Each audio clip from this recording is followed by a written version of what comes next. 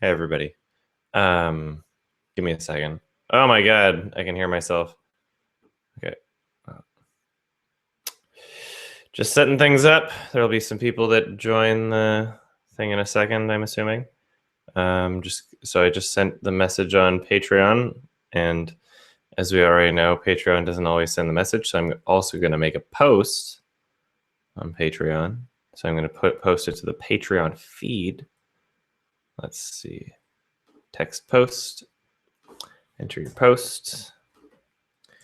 December Google Hangout invites. Copy and paste. Monthly Patreon Hangout. All right, and the post is $10 or more patrons and publish now. All right. I'm kind of tired. I literally just woke up, and by woke up I mean like I didn't even get a proper sleep. I kind of. Oh hey, meme life. How's it going? Hello. Hello. I was just talking about how little I slept. I wasn't really anything important. How are you doing? I'm doing all right. Yeah. How are you? Very, very tired. Christmas is coming. So with me wanting to visit family for Christmas, it's like working extra hard just trying to get shit done before I do that. Do you have anything planned out before you go, or is it just like I'm trying to have something pretty much ready by the time I need to be on my flight, which is like Tuesday morning. And so like Sunday stream tomorrow, so I only really have like a bit of today and then Monday, and there's still so much to do. I can't even say what I'm working on because it's a bit of a surprise, but it's a cool thing, I think. So yeah, the Childhood Trauma Part 3 will not be out this month because of it, but I mean, I don't think anyone will be mad when they see the video that it is anyway. So stay. Hello. How are you? Good morning. It's not really morning at all. It's 1 p.m. for me. I went to sleep at like a normal time last night, and then I woke up after like 3 hours, and I was like, okay, well, I can either lie in bed and try to sleep some more, or I can just get some shit done. So that's what wound up happening. How was Collateral Beauty? It was funny. I've heard the plot certainly wasn't good. Yeah. yeah. With all the shit I've been hearing about it, I actually want to see it now because it looks hilarious. It's not, well, it's definitely a lot more entertaining than like Suicide Squad. I realized after I left the theater that Will Smith is in the 2 worst movies I've seen all year, which is kind of funny. What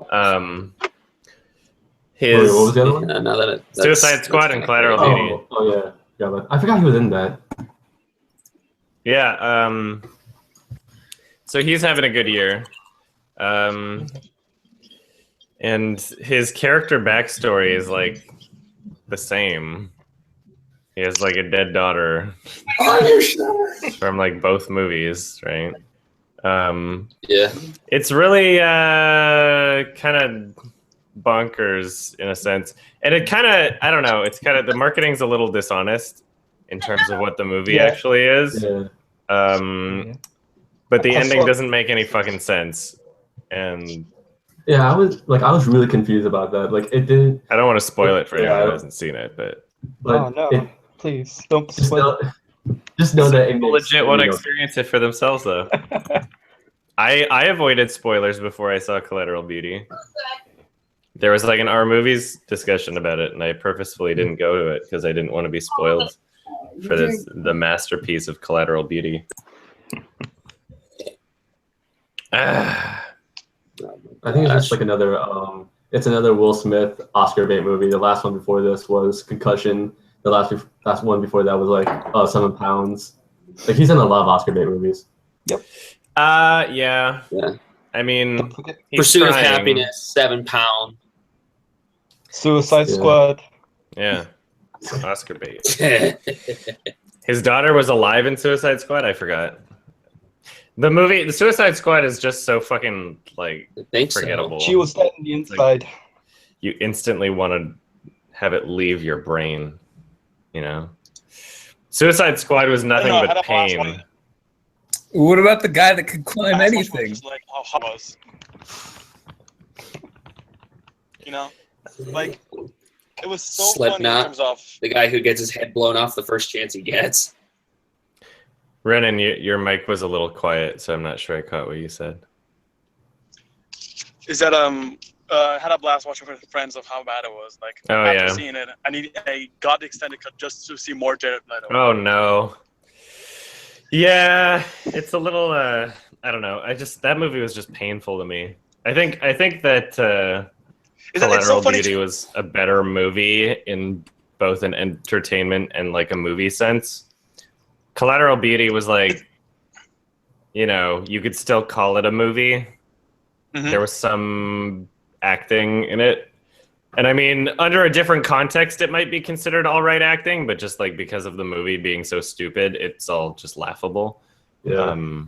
I think one of my friends put it best when he said that the actors, they seem like they're reading lines from a children's book to each other. Like there's nothing genuine about any of the dialogue in that movie. It's all fucking forced. It's like every single character is just dealing with some sort of like sad backstory that they don't show and they just talk about, and they don't earn any of the sadness or any of the, you know, like significance or anything towards any of the characters, and they play this sad fucking sappy music over top of every single scene, like, oh, my daughter, blah, blah, blah. Or like, my mother's got dementia. Like every character's dealing with some bullshit. And then you know that like that really awful cliche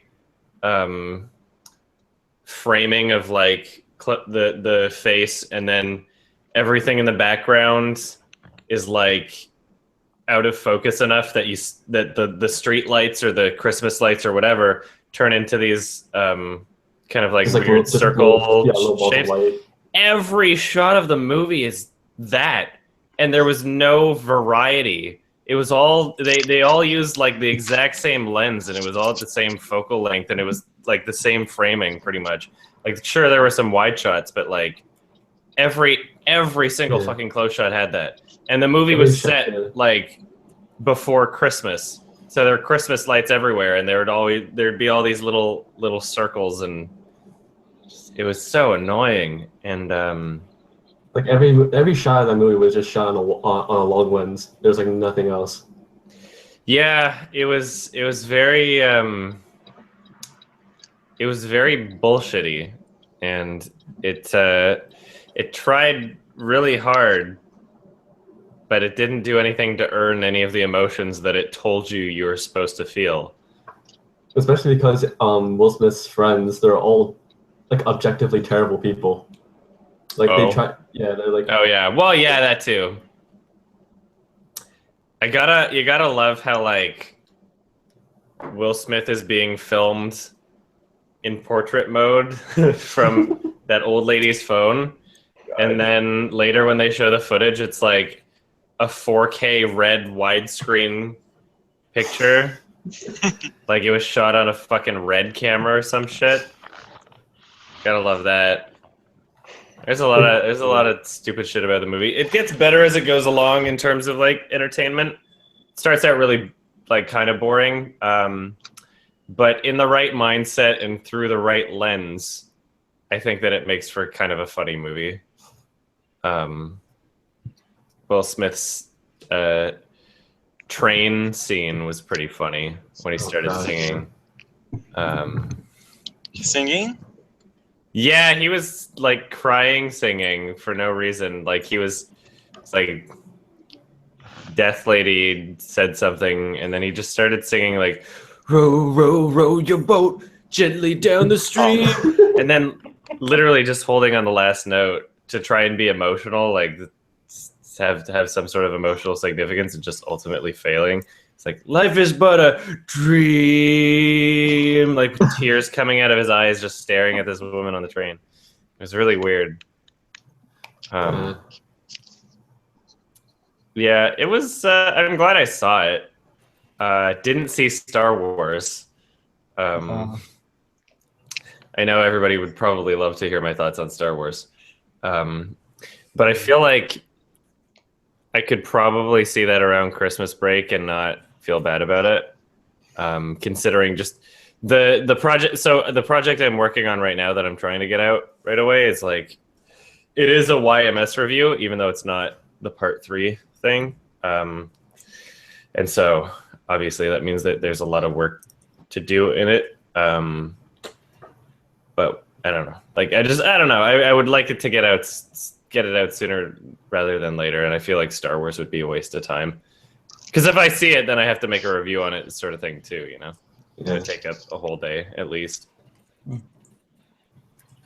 Yeah, and when everyone else is doing it as well, it's just not much point. I feel like I wouldn't serve much of a purpose because, like, I can understand some people really want to hear me say that it sucks, but there's other people doing that right now. There's some people who are saying that it's like, Chris Stuckman said he was disappointed by it in ways. Yeah. Which. But I think like the general consensus is that the movie was still good. It was good, but not great, and that's the worst thing I can hear. Yeah. For like a Disney Marvel Star Wars movie before I see it. I had tickets to see it, and I wound up just giving my code to someone else. Like, no, I'm gonna work on shit. Yeah, one of the things that when I saw Chris Sutton's review, it kind of is a bit like what happened with that Godzilla movie, you know, where it was like, you know, good visuals and whatnot, but in the end of the day, it was just kind of a bland story or whatever. Yeah, that's exactly what I don't want, and yeah. I just So the first movie was like a passing grade from me. And that was pretty like unanimously well received, despite like some fan annoyances of saying that it was nothing but a rehash of the first one, which it is, but didn't ruin the movie. And then this one, I'm just gonna open up the IMDb. This one's got a Metascore of 65. Oh. And so I'm just like, I don't know. Metacritic is probably the closest thing to my rating. Like the average Metascore of a film is closer to my rating than like the IMDb user rating most of the time, or like Rotten Tomatoes score, just because of whatever algorithm they use. And so I don't want to see a 6 out of 10 Star Wars movie. I might even rate it a 5. The general consensus is that it's not as good as the episode 7, right? And so if I thought episode 7 was like good enough to be good and just like enjoyable and not amazing, then I will probably be bored out of my fucking mind watching Rogue One. Passable movies are the most boring movies. Yeah. There's a whole like Nerd Writer video about that. I saw that. He makes. But about Rogue One, I was expecting to. I saw it, and I was expecting to not like it at all. You know. Mm-hmm. And I don't know. I actually enjoyed more than the other, and I didn't like episode 7 that much. Interesting. But like, I'll check it out at some point. But you know, like if I'm with my family for a week, then it's like, who knows? I could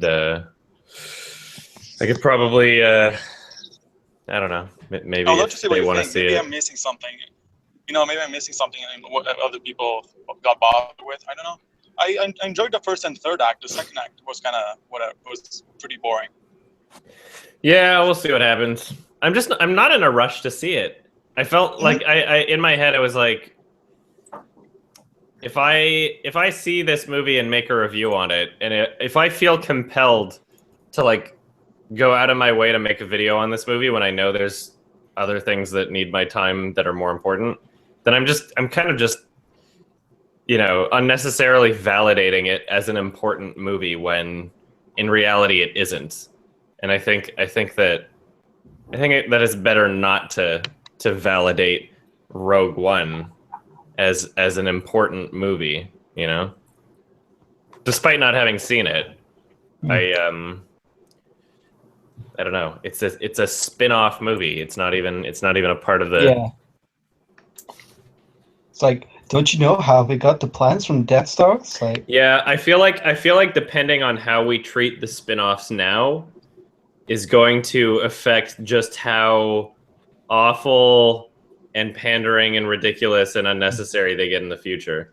You know how like the gaming industry and like consoles and video games, etc., they used to be good at a certain point, and now it's all just like super abusive because they know that there's this big competitive like hype-driven, fan-driven attitude where people will buy it no matter what. The reason why it sucks now is because we as consumers told them that they could do that. And we made too big of a deal out of things like consoles and video games and pre-ordering and shit like that. And even Star Wars, even these new Star Wars movies, you're essentially pre-ordering them because with reserved seatings, you have to, like, they start selling them weeks before the movie's even out. So they sell the first week of the film before it's even released, at least. So we're kind of pushing back towards that with Disney and Marvel, and we'll see exactly just how bad it gets. But I'm always a little bit cautious.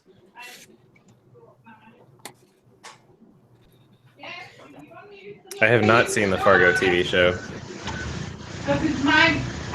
Whoa! Lots of audio in Dankul's room. I think it was his room. I think he just self-muted. Yikes. What are my thoughts on Blue Ruin and Only Lovers Left Alive? Blue Ruin was all right. It was definitely very overrated, I think. By overrated, I don't mean like a lot of people saw it, because a lot of people didn't see it. But the people who saw it definitely overhyped it to be something that it wasn't, I think. I would have loved for it to be what people said it was, but it wasn't. I haven't seen Westworld yet. Noxious. I don't know. It's something that I'll get around to. What network is Westworld on? HBO. HBO? HBO? Yeah.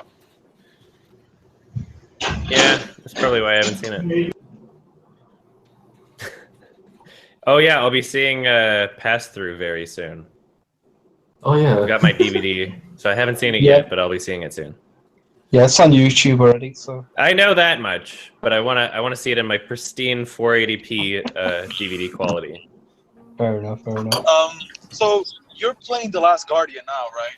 I've already beaten it. I beat it in one sitting, but I haven't uploaded everything to my Twitch, or sorry, to YouTube yet.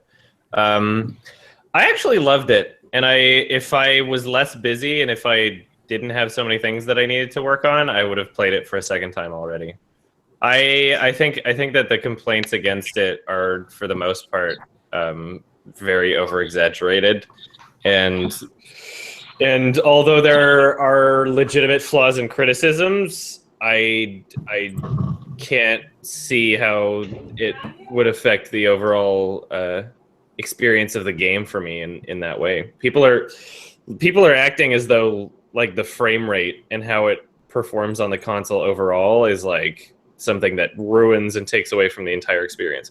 When in reality, I mean, like, I don't even have the Pro. I have the old console, and it doesn't run great, But I mean, in certain areas and scenes, it's like, oh wow, the frame rate just clearly dropped, which is a little annoying. Don't get me wrong, but I think people are coming at it with the exact opposite mindset as they should be, considering its development hell. So people like, unfortunately, Donkey started a bit of this train. I love you, Donkey, but there's a hate train against The Last Guardian for some reason, and you're partially responsible. There's this whole like, oh, it took 10 years to make, and this is what we got. But what people don't realize about the development is that it's not like they were working on the game for 10 years, and this is the product of 10 years of work. It's not like, oh yeah, they were designing it for 10 years, or like they were polishing it for 10 years. That's not how it works. They had a basically finished game in like 2010 or some shit that was supposed to be out for the PS3, and no one would publish it. And so it went into publisher hell because no one would touch it. And they couldn't get it funded. And then when it finally came to the point where they could get it published, they had to rework the game for PS4 and basically port it over using like really old infrastructure and you know, like an older engine and whatnot. I'm sure I'm not using the correct words when I say that, but I'm sure you get the point. But about the frame rate, these are the people who are having the PS Pro. The reason because that the people who are playing in the PS Pro are running a way higher resolution, so that's why they're having the frame rate problems. What? I had the PS Pro. Does that make sense? Because they're running like in the PS4 version, they're running in a 1080p. The PS Pro are running on a 2000 and something resolution. 2160p? 2160? Yeah. It just does it natively? What? I thought that was dependent on the disc. Yeah. It doesn't like, well, I mean, like, does it upscale it? That's what I'm confused about. Yeah, exactly. So that's why there are people with the PS Pro. Well, I mean, there were frame rate issues on mine as well. But either way, I mean, like, the overall experience of the game was kind of independent of what frame rate it was. I know, but like, I just reduced the frame rates. No, the resolution. Sorry, the resolution, and it was perfect. It was oh yeah. Yeah. Okay, that's interesting. Yeah, maybe it runs better at lower resolution on the PS4 Pro. And then beyond that, the other major so 10 years to make, not really a legitimate criticism if you're going to say like, oh yeah, we should have a game that looks like it took 10 years, because that's not what happened. And I'm willing, like, what happened during the development is not something to give them less credit over. It's something to give them more credit over. You should, like, what happened to them was something that was a handicap, not like, oh yeah, they had more than enough time to make it like the most amazing thing in the world. No, to rework it for a PS4, they would have had to like start it from scratch in a sense to get it absolutely perfect for the system, because they never designed it for the system in the first place. So you should expect that the game wouldn't run perfectly, just based on, you know, its development.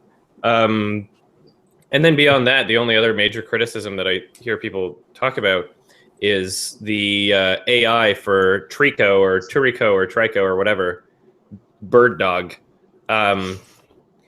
And I mean, like, okay, I get that people can get really frustrated at the bird dog, but it's supposed to be a wild animal, is it not? So they design the game in a way where here's the bird dog, here's you. You can like yell at it and be like, oh, do that, blah blah blah. It might do it, it might not, or you could be on top of it and yell at it or whatever. It might work, it might not. And that's how they designed it. People are treating it as though it's supposed to function in a way where like you hop inside a fucking Halo Warthog and can just drive it wherever you want. But that's not how they wanted it to be, right? If they wanted it to be perfect and flawless in terms of like your communication to the animal versus the output that the animal gave, you know, whatever it wound up doing. If it's supposed to be flawless, then why not just give you control of the animal when you hop on it? Why not just make it so that you're like hopping in a vehicle? That's not what they did, and I think that's the reason why they didn't do that is because they wanted it to be more like you're trying to tell an animal what to do, and not like, oh, I'm driving an animal. I responded Mark on Twitter because I feel there are some jumps that are really hard to make Tigro jump, and I feel like it's not that he will listen to you. Yeah. Position him just the right way that he will be able to jump. So putting him in that position might be hard. Yeah, you know? Yeah. I'll admit it's not perfect AI, and I can't say that like every instance of the bird dog not listening is like an intentional thing. But what I am saying is it doesn't really to be placed in that universe and have that happen. It would be more realistic that way than being able to flawlessly have it do whatever you want every single time. I feel like that would be more unrealistic than what we have. And so with those two things being the only real complaints that people are really giving, other than like sometimes there's like a glitch or two. Like what game doesn't have like fucking Uncharted? The entire series has worse glitches than this game does, and yet people are calling this one out like super hard over it just because it's like, oh, the 10 years it took to make. I feel like it's getting a lot of unjustified hatred just because of the hype train that it had, and also a lot of it is coming from people who have no context or history of Team Eco, whatever. They have no context as to what the first two games, I don't know if those were their first, but their last two games were. And people are looking at it as though it's like, oh, what is this? This looks like a PS2 game, but it's like you don't even understand what they're trying to do. You don't even understand what this is. There are comments on Donkey's videos that were upvoted significantly. Let me tell you. And they were saying shit like, man, this game just seems like it's trying to be a ripoff of Dark Souls, Demon Souls, with worse controls. I'm like, you don't even understand what you're talking about. You don't even understand what this game is or who made it. And that's a little frustrating about it. Sounds like but I like the game. I very much enjoyed it. Go for it. As much as I would like to stay in the chat, I've actually got some YouTube work to do. Oh, shit. Yeah. So I will see what I can do about catching you guys next month. Sure. Thank you very much for joining. Thank you for your support also. No problem. Happy to do it. You're seriously like one of my favorite like people that patron. Thank you so much. Wait, before you leave. Yes? Who it is. Hey, Mark. So just say goodbye. He can't hear you right now because he doesn't have headphones on. Who is it? It's the okay. It's the Declan one. I don't know. Goodbye. Goodbye. Yeah, Declan. Okay. You got it. You got it right. Declan. Mark's gonna plug some headphones in. You can just call me Dakota. Okay, cool. Dakota. All right. Thank you very much for your support. Thanks for dropping by. No problem. Have a good one. Thanks, you too. I believe. Yeah, go for it. I was just about to say you had something to say and you didn't get to say. Yeah, I was just saying the hype surrounding the Last Guardian does sound like a reverse Boyhood. You know, the whole hype around Boyhood being like, oh, it took 12 years to make. Isn't it great? You know, just sounds a little bit like that. Do you want a chair? I'm okay. Dude, I'm just gonna. You're short enough. I'm sorry. Ooh. I feel better. I feel better up here. I feel Mark. more in my element. Sorry about everyone else, but I really love to see an opinion on you, Mark, on The Last Guardian. We were just talking about that. Okay, guys. Mark hasn't beaten it. I haven't beaten it, but I can tell already that I'm liking it. I love it. Honestly, it's an 8 out of 10 for me. Yeah, I can't give a full score, obviously, because I haven't beaten it. But it's a game that I really appreciate, and I like. It's a game that I think is like really underappreciated, which is actually really strange. A lot of the hate is just very unjustified. which I don't say often. Yeah. It's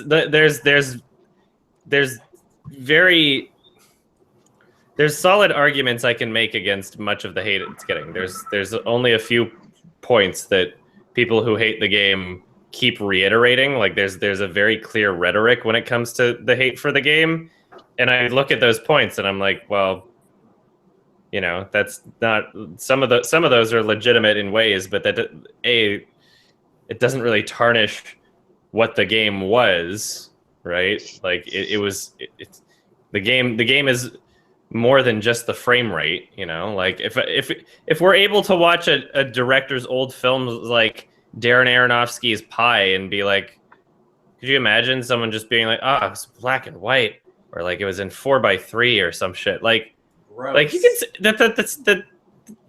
the movie exists independently of like the format it was shot on or like the limitations that they had to work with, right? Yeah. So you gross 30 frames per second. Gag me with a spoon. That's fucking horrible. I don't want to play this dang game. And I already addressed the other criticisms as well. Oh. And something that I really love about the game is that, think about it, is there another AAA game that you don't fight the bad guys, instead like the soldiers go to T-Crow for him to I think there are other games that exist that are like that. I know, but like name one off the top of my head. big popular games, you know? I just think that like the overall experience, like the cinematic experience, and I'm always looking for like cinematic experiences when it comes to video games.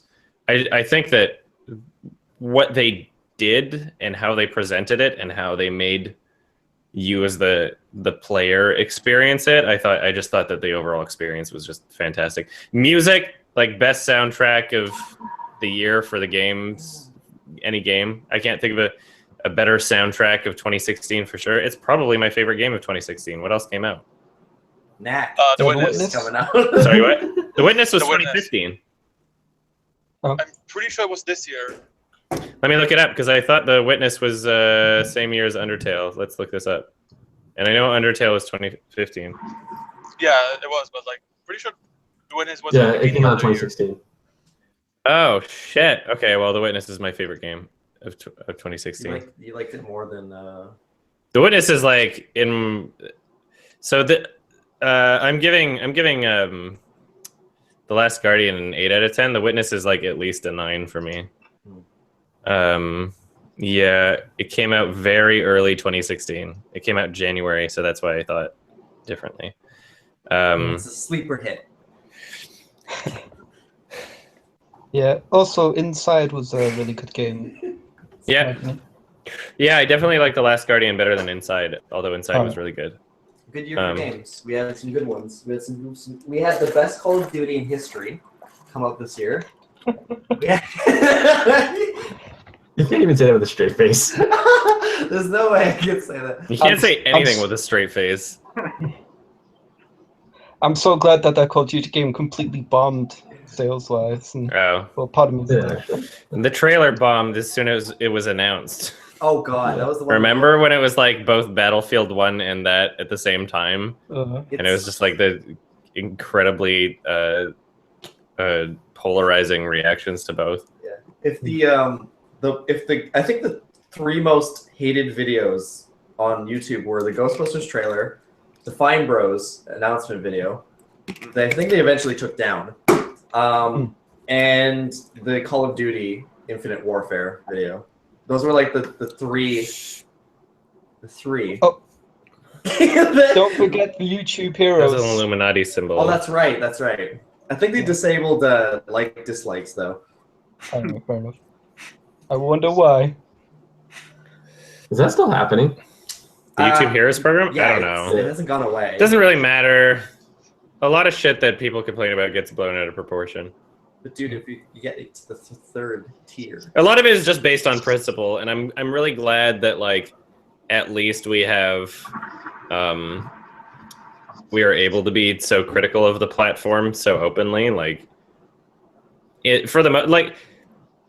people often complain about censorship on YouTube, but I think that for the most part, it's YouTube is great for letting people speak their mind, and we should continue to be critical of it at every point. That's all I'm gonna say. YouTube lets the bronies exist. I mean, they're pretty tolerant. And who would? Not my America. You know what? Bronies are great because furries don't look as bad anymore ever since bronies came along. True. No one hates furries anymore after bronies. Bronies are now just like the worst. Just type in rainbow dash IRL sleeping in my bed. Oh, you know what's so funny? I keep forgetting to mention this. That miso soup paste that Uni has in the fridge is called Dashi, and every time I look at it, I think of My Little Dashi, the YouTube short film, the scary, concerning YouTube short film called My Little Dashi. How long is that again? Is it like a 40-minute long film or some shit? It's like 20 minutes at least. 20 minutes. Yeah, it's a very, very scary psychological thriller called. He used that one line in one of his videos, like. I'm gonna punch that goddamn. He doesn't even say goddamn. I wanted to punch that pony in the face. For what you said. It's about his daddy love. Oh. With like Rainbow Dash, and she comes into the real world, and he doesn't show his face, and he's like one of the fucking Charlie Brown parents, and he's only shot from like the chest down, and he finds an IRL Rainbow Dash pony, a little filly. Oh yeah, a little filly. And he's like, "Ooh, I'm gonna take you home and let you call me daddy."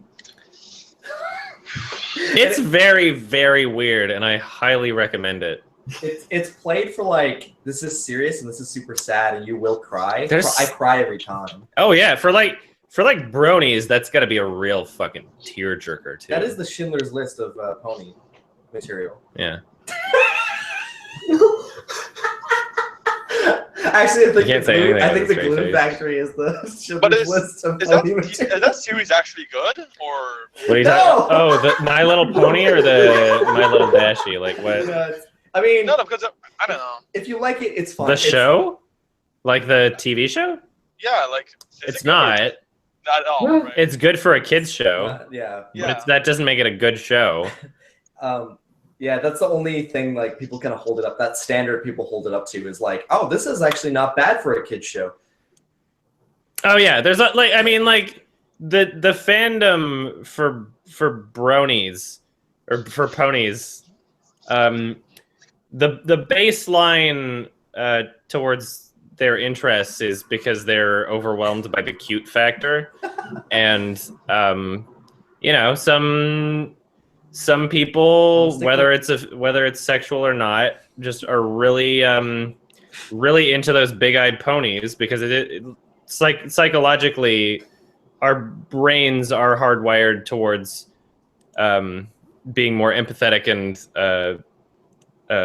whatnot towards like bigger-eyed, cute-looking dumb things because evolutionary wise the proportions of an infant's face, their eyes are super big, and if that's one of the things in our brain that's like, ooh, cute, then we won't kill them, and that's why we're alive today. And so naturally, anything with super big eyes, like any Disney movie, will animate things with big eyes, or like anime, or it's emotionally manipulative. Yeah. And so Lauren Faust is definitely well versed in emotionally manipulating people by drawing really big eyes and making them like cute little squeaky girl things.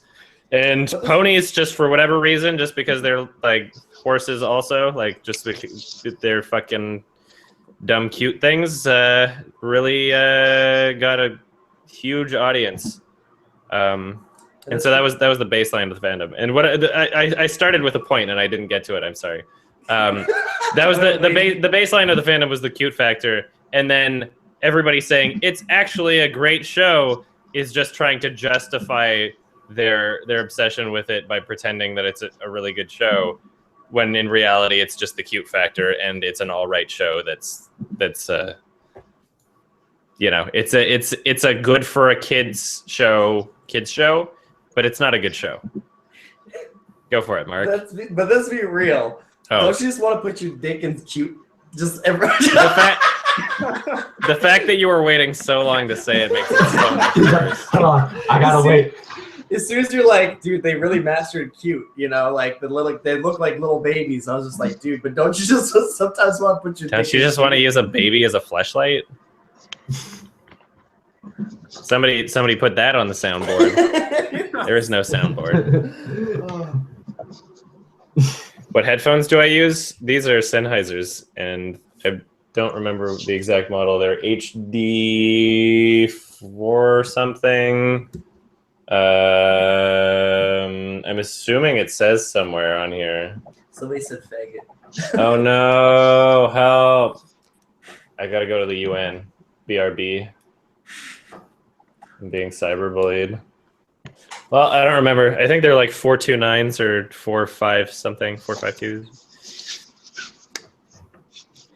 But yeah, that's. I guess are they like making a My Little Pony movie right now, or? Yes. I wouldn't be they're. Oh, okay. Why the hell did they start with like Equestria Girls? Why was that their first My Little Pony movie? Because it doesn't have the same hype or fan base as it used to, does it? Or are people just quieter about it? Maybe it makes people okay. Like it's like, okay, I'm not a freak for jerking off to this. Man, I'm so happy bronies exist because they take away all the attention from furries. Like all the most embarrassing things happen at brony events now. Like BronyCon and shit. I don't know, that guy like failing to gas all those furries. How embarrassing. Yeah. GasCon. I just went to MFF. It was fun. How was Malcolm? You know? Malcolm Sorry, what? He told me that Malcolm. Yeah. He was cool. You know what's really funny is that when I first ran into him and I posted that picture on Twitter, he was in between. He was in between. So basically, he was performing in one of the dance competitions, and it was kind of like freestyle dance, and he was doing it with a group. It was kind of like you got served style dancing. It was cool, and I didn't know he could dance, but he could dance really well. And I kind of caught him in between dances when he was like, I guess a little still like nerve-wracked and just focused on it. And I was like, oh hey, whatever, blah. And I could tell immediately that he had no idea who I was, despite having conversations with him on Twitter before and saying that I would be at the con. So I was like, okay, whatever. And I tweeted the photo. I'm like, well, he'll look at that later and realize. And then he did. And you can see his responses on Twitter. He's like, oh my God, I had no idea it was you. And then later we went out for pizza. And so we had like a real hangout kind of get together. He was nice. He was cool. Yeah, next time he comes visit around, I'll talk to him and see how you are in person. Oh yeah, whereabouts are you located? What? What? Oh, I said whereabouts are you located? I'm not sure if I heard what you said before that correctly or not. Sometimes I live in Florida. Sometimes Malcolm comes around to be with. Oh, okay. Malcolm comes to Florida, is what you're saying. I want to go to Florida just for Disney World and not go anywhere else. Yeah, that's it. Don't go anywhere else, please. Yeah, I want to stay on the resort. Mm-hmm. You know, I don't want to leave. Am I going to Anthrocon? No, not this year. That's for sure.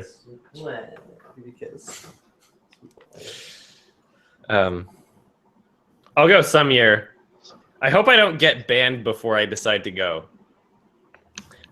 I have a funny feeling that I'm one of those furries that Uncle Kage doesn't want representing the furry community.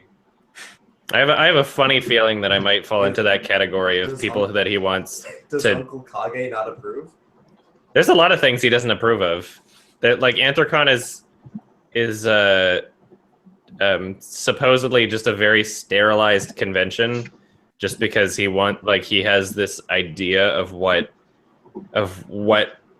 the public should perceive furries as, and so if you or your company or your style doesn't fit into that category, then he'll just ban you from the con. So supposedly. I've never been. Is Bad Dragon not allowed to sell there? Yeah, no, there's no Bad Dragon at the dealer's den, supposedly. So. What is Ago Kage's requirements? Well, he just like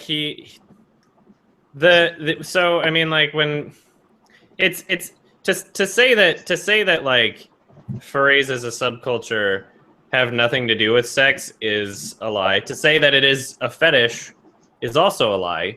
There's a bit of both. There's people who exist completely independently of the sexual aspect, and there's people who exist literally only for the sexual aspect. But to try and say that it's just one or the other and deny the other's existence is to be dishonest about it. And he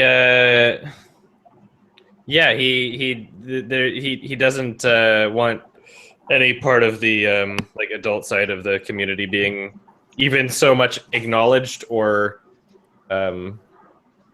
Somebody said like, Mark burnt his chair with his hot ass.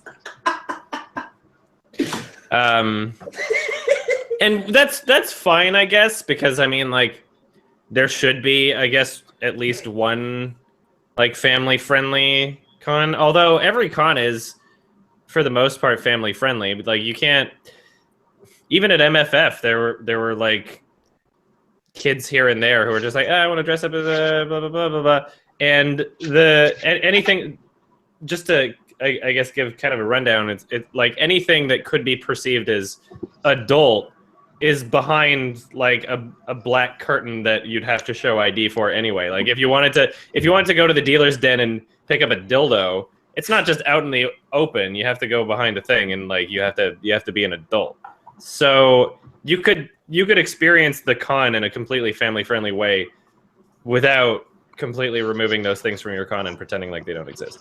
And I mean, if it's his con, he can do whatever he wants with it, I guess. I guess I would like to go just to experience it, or maybe like experience Pittsburgh, I guess. Everybody from Sleepy Cat, did everybody move to like LA? Yes. So now it's like, what reason do I really have to go to Pittsburgh? I was gonna like that's part of me going to conventions too, is like if there's YouTubers there in the city that I like, then I'll want to hang out with them. So I during MFF I hung out with the F&D Films guys because they're Chicago based, and I got to check out their like office and shit, and their like color correction room and all their professional shit, and it was really cool. But yeah, I mean, like that's half of the justification for the trip for me. And now it's like, well, what's in Pittsburgh? I don't know. Is Pittsburgh a decent city? I don't know. I would like to experience it once. I'd like to experience the convention once and just see what it's like. Ooh, you're from Chicago. I like your pep pizza, dude. It's pretty good. I have no. Mark hasn't been there, but I talked up a storm about the pizza. Like too long. It was great. It was the best pizza I've ever had in my entire life. Lou Malnati's. Explain to me without words how good the pizza was. Just take off my pants and start chicken. Yeah. I'll just make an O face. I can't. I'm gonna refill my Gatorade. I'll be right back. By that I mean with water, but I didn't shower, by the way, so that's why my hair is kind of greasy. I just kind of woke up. Why you have to tell me that? Sorry, I don't know. Ooh, it's Mark's time to shine. What's up, you filthy fucking animals? Mark. You remember when you played Journey like 2 months ago or something? Yeah. What do you think of it after beating it for a while? I really liked it. It's a good game, great value. I really liked it. It certainly is a journey, no pun intended. And just I like how you're interacting with these NPCs or these other players or like that, and it's just like the experience is very genuine, and like I feel like you can play this game multiple times and get a different experience each time, and so there's a lot of replay value there. But it's just like in terms of like people throw the term art game around quite often, but like fart game, am I right? But it's like the first game that I've played in a while that really felt like, oh, this is a decent art game. Like, I get it. It's like you're not beating some boss. You're just going from point A to point B, and it's like what game are we talking about? Shrek. Journey. Oh, yeah, I like Journey. Man, The Witness is something that The Witness is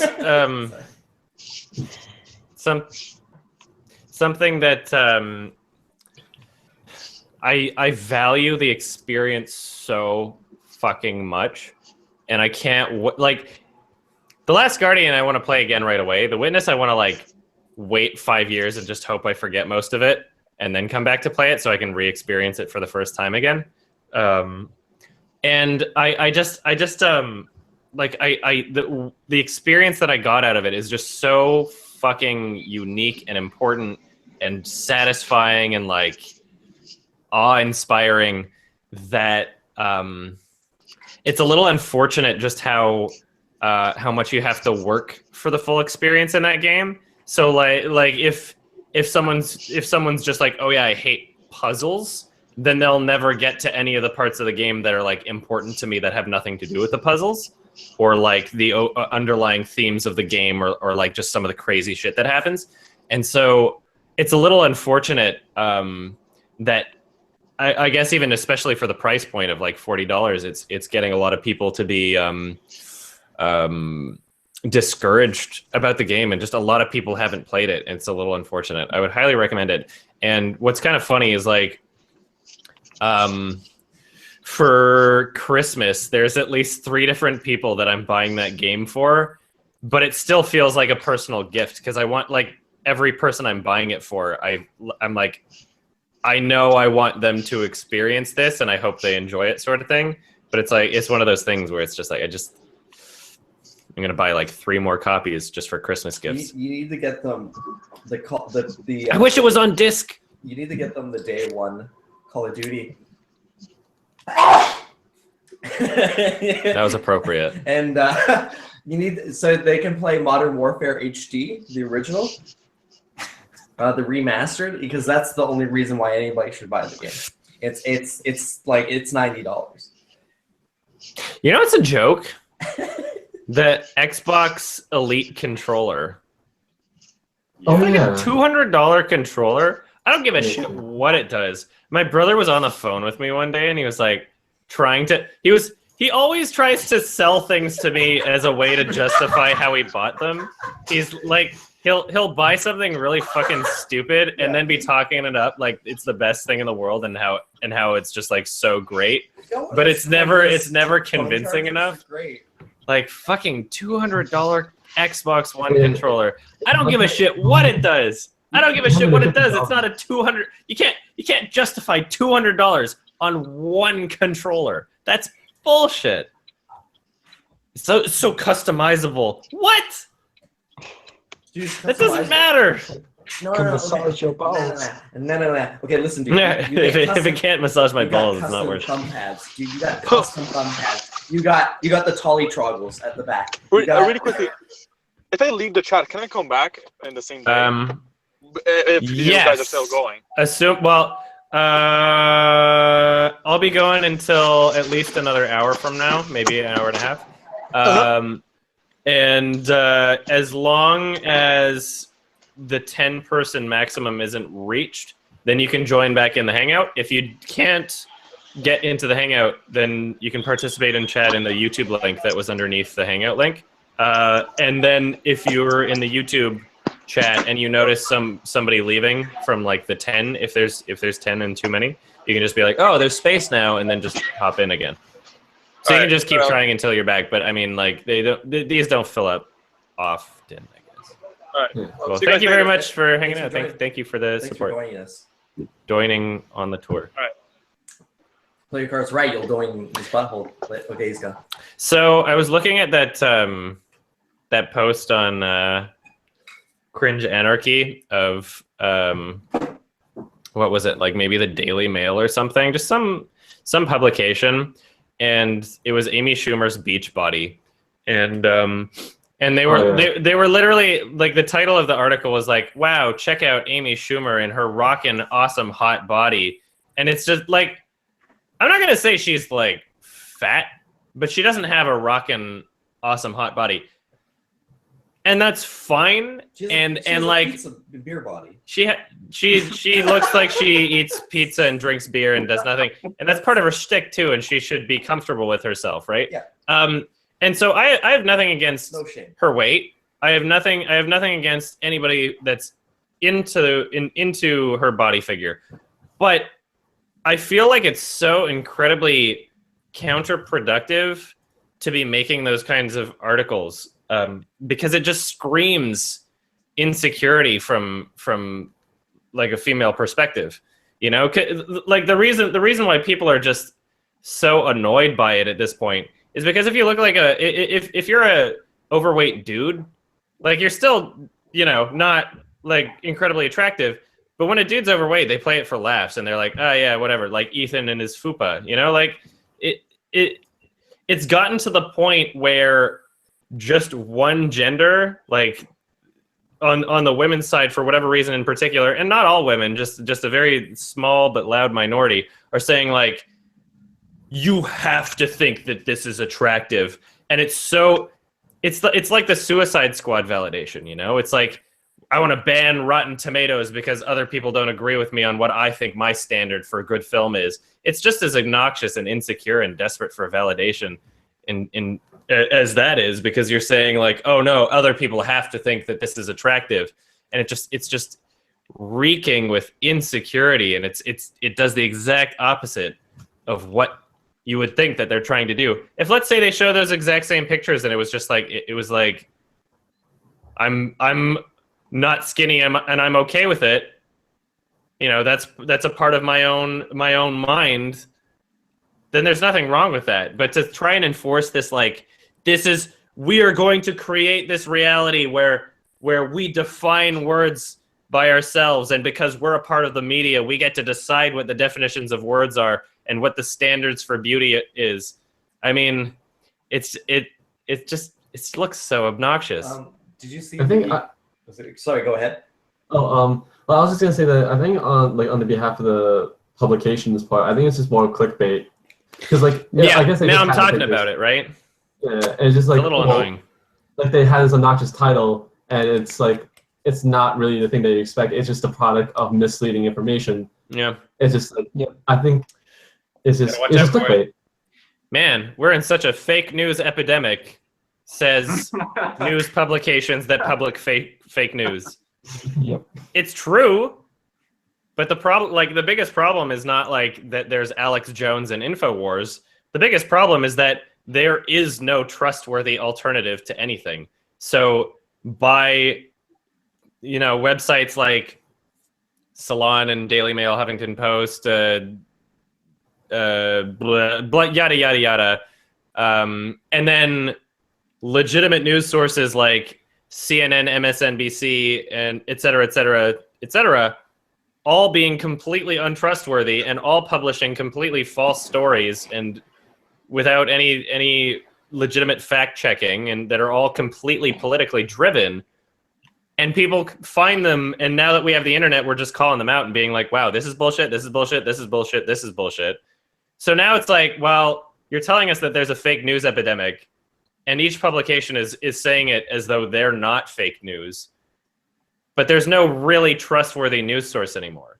And so because of that, it gives rise to things like InfoWars and, you know, nutbag Alex Jones. So, and people consider it to be legitimate because they understand that these other websites are not legitimate either. And maybe they're willing to turn a blind eye to Alex Jones or somebody because it's like, oh, well, that supports my belief.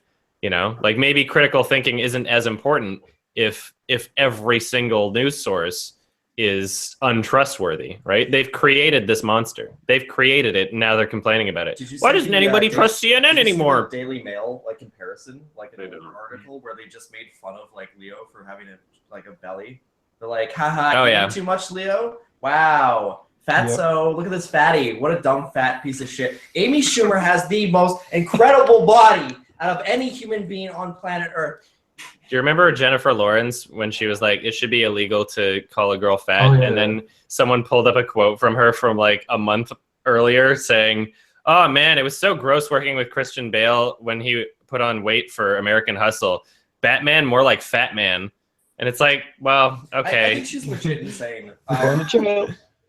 There was that leaked sex video or whatever the fuck. I didn't actually watch it. Are you sure? No, but I did watch a clip. And all it was like... You watched a clip? Yeah. But you didn't watch? Okay. It was a very great out of context clip from it where she's like, she's like coming at the person who's filming her. Coming at. Ooh. Not good. You should have phrasing, Mark. Phrasing. She's approaching. You got any puns for that? No. Oh good. She's coming at the guy filming her like that, and she's like talking in like a toddler's voice and like shaking her tits, and it's just like I actually think she's fucking insane. There's nothing attractive about her anymore, and I don't mean like sexually. She's just like she's not. Everything about her is unappealing. I'm not gonna judge her from she's an leaked idiot. sex videos. Well, I don't like. I can't. I'm not gonna verify those because I'm never gonna watch them. Well, I did. So. I know. You're a disgusting human being. Not really, but well, I am. But at least I admit you are. Yeah. And whether or not you're comfortable with it. Yeah, at least I admit it. And I don't know. She's just kind of seems like a moron. I can't wait for her to become like irrelevant. Like I hate the fact just the movie Passengers is like a desperate attempt. But people will watch it and it'll make money. It'll make you have no idea how much money that's gonna make. What day does that come out? Let's see. Willing to bet that it's gonna make some. And plus Chris Pratt is in it, and he's also a very big Hollywood star at the moment. The poster alone showing nothing but their faces will sell the movie. Like that's the reason why the poster is their faces is because their faces are what's gonna sell the movie. I have to reconnect my keyboard. Adam, without reading it. I think I saw a brief trailer, but it's like shitty Pandorum. Yeah, it's like it's pretty much the plot to Pandorum, except it's not going to be as good. And the thing is, like, Pandorum's not even like amazing. The script, because I read the script for Passengers already, because it was on the blacklist. Batteries, fuck. And what's it called? I read it, and it was a very good script. It was really, really good. But the thing is, like, I heard that there's kind of spoilerish. There's a twist near the end. Of the movie. Are you talking about Passengers? Yeah. Well, don't spoil it. No, spoil it. I'm not gonna say the ending, obviously, but like there's a twist, and keep going. But I will interject just for future reference. I do consider saying that there is a twist to be a spoiler. But keep going. No worries. It's not a very important movie to me. But if it were another movie, if someone were like, "Oh yeah, there's a twist at the end," I won't say what it was. Then I might. Don't listen to him. Keep going. Okay, go. Keep going. I'm sorry, but that's okay. I'm just letting you know. There's a twist, and in the script it was very fitting. It was very the tone complemented what was happening in the movie. But looking at the trailer and then like the complete tonal shift from what the script intended, there's like it and plus from what other people have said, it doesn't look 39 like Metascore. Ouch. It doesn't look like it's a very good movie. Wow. I'd be willing to see that in theaters just because I think it would be like bad in a kind of like the Host way. It looks like it would just be like trash. So do you think that like there was something get some more batteries, BRB, with the original script? There was a certain tone for this movie, and you think it might have got changed in post? Altered? Or I think that could be the situation, but I think it's mostly because this had a different director, because someone wrote it and another person directed it. So it could be that the director didn't completely know what the screenwriter's vision for this movie was. So they just kind of changed the tone of it just to fit their own vision and not the vision of the screenwriter. So I don't know. Maybe there was something going on during post, but it could be just the director's fault. Could be. All right. The director does look like he has a mixed track record. Oh, I should look up his track record. And like there's a chance even It's less- from the studio, they're like maybe let's say like this ending is a sad ending. Like there we go. The dog on the space station. A dog. There's a dog. I don't remember or the trailer. No. So the dog dies, and they went, "Oh no, this is too sad. Let's change it." Because the people who were the Dumbos who were gonna see this dumb movie, they don't want that dog to die, so let's change the entire movie. It turns out they were on planet Earth the whole time. And the dog, there's a planet. They find a planet full of dogs. They go, "Ooh." Rise of the Planet of the Dogs. Yes. War for the planet. Oh, okay, the War keyboard's for the connected now. planet of the dogs. Yeah, there was nothing in the trailer for the new Planet of the Apes that It was looked good. so good. Adam, the technology. So this is like the third of the new series, and so that means you always got to watch out when it comes to a studio movie, because when you're at the third one, they know that you're good. Like I was saying earlier, you got to watch out when you tell a giant corporation, "I'm going to buy your product for sure, no matter what you make." Then they won't give a shit what they make, and I feel like that's what's going to happen. I feel like this is going to be objectively the worst of the three in people's opinions. I feel like it's just going to be a bit more ham-fisted and thrown together than the other ones, just because that's what happens with the third movie. They know that you're going to buy it anyway. Yeah. It's like they've got your money because you will watch it. You know. I thought the remakes of Planet of the Apes, I thought they were alright. The Dawn of the Planet of the Apes. Wait, which one's which? Rise is the first one. Was the first, yeah. Yeah, and Dawn's the second. Which doesn't make any sense. You would think that the title should be the exact opposite. You are considering. Think about it. You're thinking about. Why not? Why Rise seems like it would be the second one, just based on like the events, and Dawn, right? Doesn't it seem like the title should be switched? No, first it's Rise, and then it's Dawn, and then it crescendos into Sunset. Like Dawn implies beginning, Rise implies like uprise. You know, like what? Those are the things that anyway. Yeah, the first one, Rise, was kind of forgettable. The second one was memorable just because it was like the most cliche formulated movie I've ever seen in my entire life. Not to say that made it like a terrible movie, because there are things about it that were all right, but like I'm sure I don't know, you've probably seen my video on it. It's just there's zero things about it that aren't like lifted from the, you know, a computer made this movie sort of formula.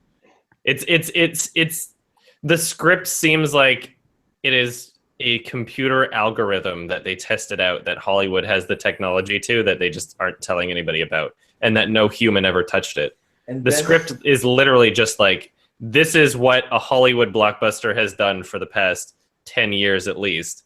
This will be the movie. Then the monkey speaks, and the monkey says, "No!"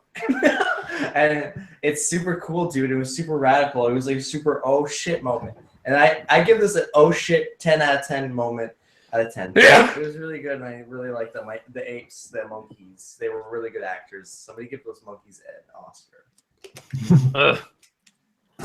At least now the new title is For the of the and not of the again.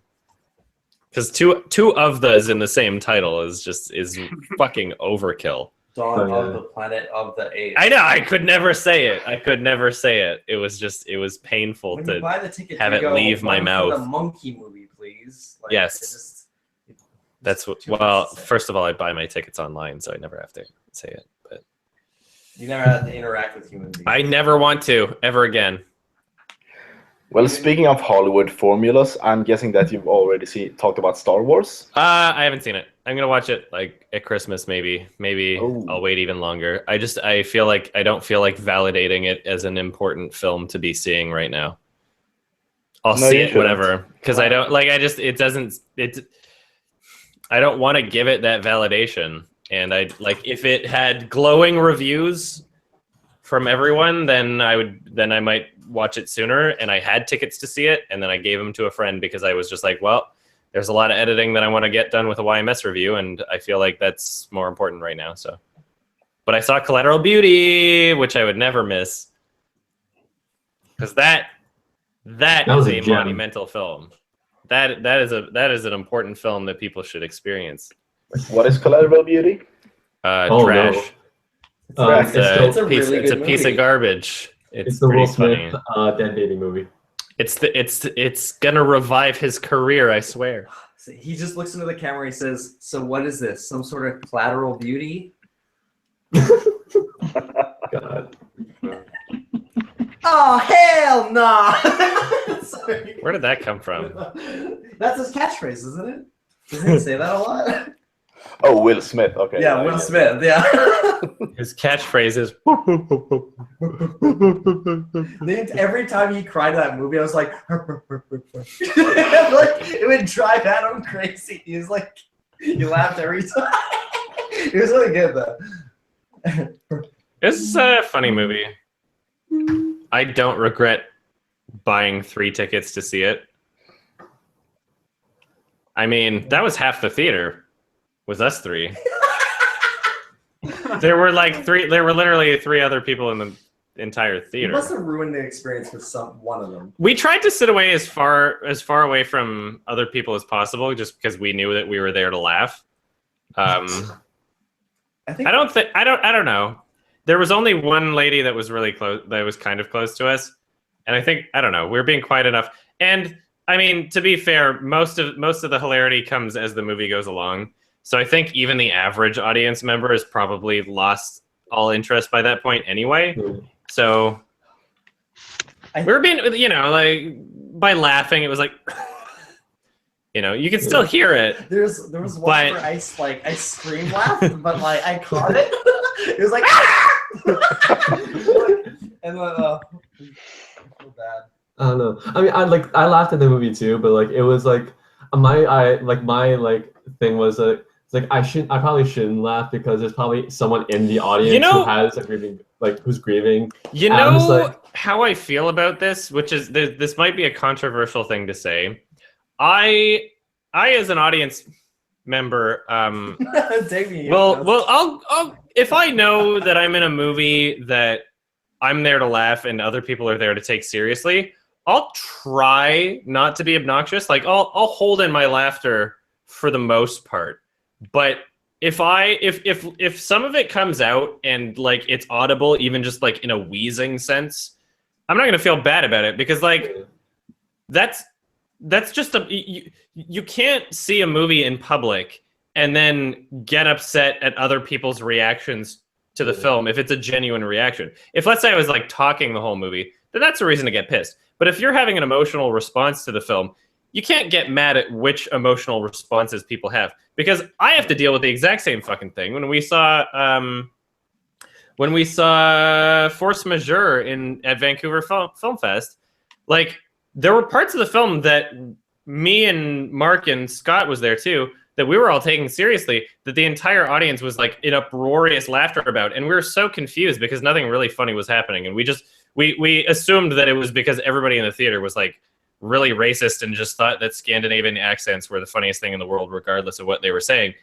I mean, it was a dark comedy, so I'll give them that much. But every single fucking movie that I go to in theaters, every single one, there's always parts where people are just like, ah, ha, ha, ha, to parts that I don't find funny at all. It's a little annoying. So if I'm going to, be in a film and hold myself back a little, but still make noise, then you suck it up. Because I deal with that shit every time I see a movie. While I was watching it, after I came up with that rationale, after watching the movie, I was like, now that I think about it, if I was grieving, if I had someone, if I had a kid and that kid died, and as a way of comforting me, my friend told me to watch this film, I'd probably stab my friend. That's an awful friend. Yeah, I'd stab my friend in the skull. I would. My God. No, wouldn't be my friend anymore. No. Oh my God, that sounds awful. That sounds worse than someone laughing in the theater for sure. Yeah. Telling someone to grieving parent. I know what you need. Like Collateral Beauty. You remind me of Will Smith being a crazy shut-in for 3 years playing with dominoes and not talking to anybody. That's who you remind me of. Go watch this movie. You know what's my favorite interaction in a theater is when you watch a Marvel movie and Stan Lee shows up and everyone stands up and applauds. That is my favorite part. That I go to movies I only go to Marvel movies anymore, just so Stan Lee can show up and I stand up and I applaud. So they filmed his next like 12 cameos or some shit because they're fucking prepping for his death right now. If he survives 2016, that would be fantastic. But I'm concerned that he might not. Disney and Marvel are definitely concerned that he will die at some point very soon. So they've already filmed ahead, and they filmed his next like dozen cameos. I'm not even kidding. Like, look it up. They filmed. That's gonna be really. They filmed weird. very far ahead. Cameos are like he's not in the scene. It's just gonna cut. Oh yeah. And you should be like, it's like Independence for films that they like don't even have a director locked down yet. The scene will just feel like completely out of place and so. Not in the future, like all his cameos are like from like movies that don't have anything to do with that movie. They filmed just enough cameos far enough into the future where they predict they'll be able to digitally recreate him with a hologram. And they can already hologram him for sure. Computer generated imagery. Yeah, they can do it to Paul Walker. Why can't they do it to? Oh man, I'm so mad they deleted the scene of CG Philip Seymour Hoffman because that would have been great. Or they're just gonna like, it's like, let's say you're watching Black Panther and he's like fighting a villain or something, and all of a sudden they cut to like Stan Lee mowing the lawn or something, and then cut back and pretend as if it never happened. All you really need is the reaction shot. That's what it's been for quite a few of them. Honestly, he'll be like, "Oh, whoa, what was that?" Yeah, and then just back to the scene. Really, here's the scene. It's just like you're saying. Black Panther's fighting like some supervillain in like an underground lair. All of a sudden, it just like right at a pivotal moment, it cuts away. Stan Lee's mowing his grass. He goes, "That's Iron Man." It cuts back. Oh yeah, you know, what'd be great is if they filmed. If they filmed like 30 different takes in the same location of him like blowing his lawn, like it's the Black Panther, and they like literally every single cameo for the next 30 Marvel movies is him mowing like his lawn in the same spot, and all the superheroes just happen to be having a fight scene with invisible distance. I'm like, ah. They're just gonna film all of his final scenes when he's in hospice care, and they're just gonna green screen him in the hospice room. He should just be in a hospital, and he's watching it on TV. He keeps getting back to so many scenes of him dying, watching the news scenes of like Spider-Man, Iron Man, whoever. He's just in bed dying. Oh man! So let's think about this from the perspective. So we all have the knowledge of who Stan Lee is. So if these films aren't instantly forgotten in the next 50 years. What if somebody watching these movies and discovers them has no idea who Stan Lee is, and then starts seeing this guy in every single Marvel movie? They're like, who the fuck is this guy? And they start thinking like maybe he's gonna be a villain in like the next movie, but no, he's just another cameo appearance in the next movie. So like who could this man be? Reading into Stan Lee's Does he have? Because I mean, like he's had different occupations, and like he'll be like a librarian at some points, or like. He's been the same age in every movie, and the movies take place from like the 40s to the future. He's a time traveler. So he's immortal. He's a vampire. Ooh. He's Blade. Sucking the blood out of your wallet. They're sucking the money out of your wallet. He's I don't blame him for the current state. He's just a comic. Yeah, he's not a greedy man. I just want to like the new Spider-Man movie. He's in a bed and he's pointing at his TV screen. He's like, "Go get him, Spider-Man!" and then he goes, "Ah! Ah!" Like you film him dying. Okay. I just want to see when he's like acting and doing a dramatic scene. They should put him in an actual dramatic scene, not just a cameo. Maybe. Like, give him some gravity. Yeah, I don't know. Or they can just bring in the camera when he's like actually in the hospital and like having problems with his health, and they just bring in the camera while he's like moaning and stuff. I'm just so not excited for the new Spider-Man. I am. Dude, it's gonna be so good. He's a little baby. They got he's Casey Spider-Man was a Neistat. baby, kind of. Sorry. Like Spider-Man is a teenager. Like in I like, know, Jackson, but I don't give a he's shit doing about the immature comics. shit. It, like he like I don't know. Tobey Maguire seemed like he was 35 when he was supposed to be 17. I would rather have that. But he was 17. For my own personal preferences. you want a so you're saying you're admitting on camera that you want a 17-year-old that looks like he's 30. I don't know how old he's supposed to be in the script, but he's very like I would. So like if I'm gonna, so let's say this: if I'm going to sexualize a character in an outfit, I would give more of a shit about how old the actor is and not how old the character is. Right? You can't just hire like a 13-year-old girl and say her age is 25 and then jerk off to her and think and be like, oh, that's okay. Like, but Adam, I did that to kick ass. Oh no.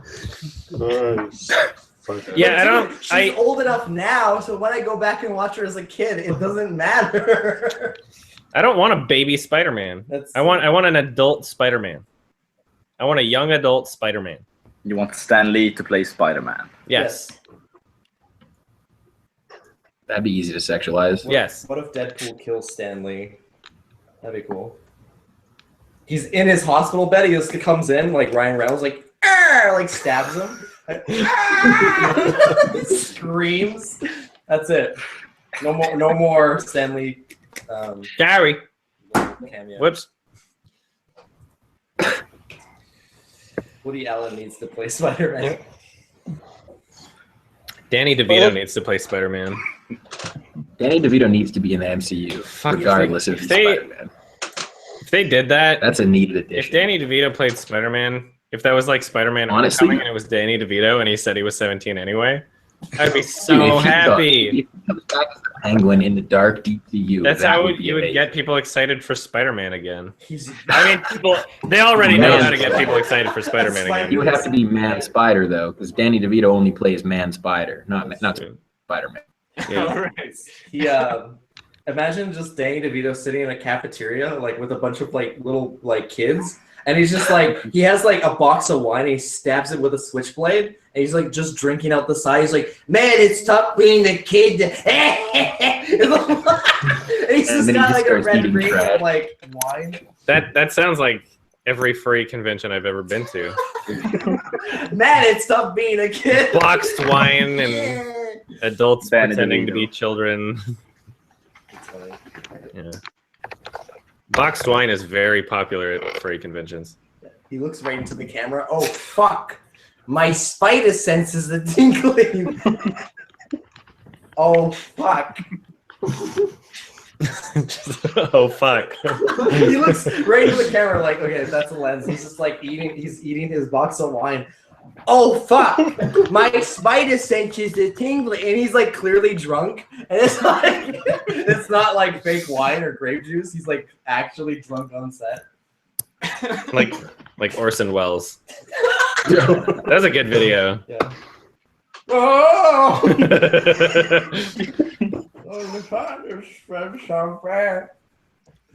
Man, showing up drunk on set, like no matter what your job is, it's kind of a dick thing to do. Yeah. It really is. I don't care what your job Welles, is on set. Don't show up drunk. You know?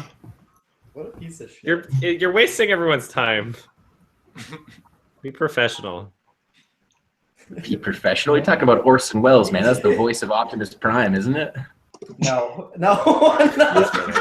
No, I mean, like, he's a famous director, but didn't he play, like, a voice in the Transformers movie before he died? He was Cybertron, right? Cybertron, yes. Yeah, it definitely was Optimus Prime. He said, I played a toy in a dumb toy commercial, and he died. Classic attitude.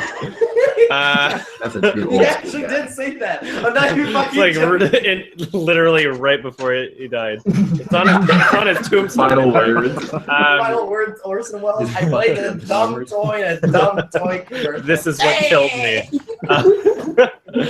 Oh yeah, I would love it if like every tombstone, just by law, it had the last to have your last word, even including like the exclamations like "Urgh!" Fun fact: Optimus Prime in the Transformers movie was played by the same actor that plays Eeyore in Winnie the Pooh. Look it up. Actually, I'm gonna look it up. Top 10. I think I'm correct about that. The more you know. Watch Mojo's top 10 Transformers fact. Yeah, I was gonna say if you Google Eeyore and OPT, it just instantly auto completes Optimus Prime. Yeah, there you go. Yeah. Yeah, Peter Cullen. Did you know the guy who played Pooh is also the voice for Tigger? Why would you name your character Pooh? Because a dumb little girl. Don't you remember the A part of our heritage. Part of our heritage. We got these. I don't think Americans know this. Let's explain this shit.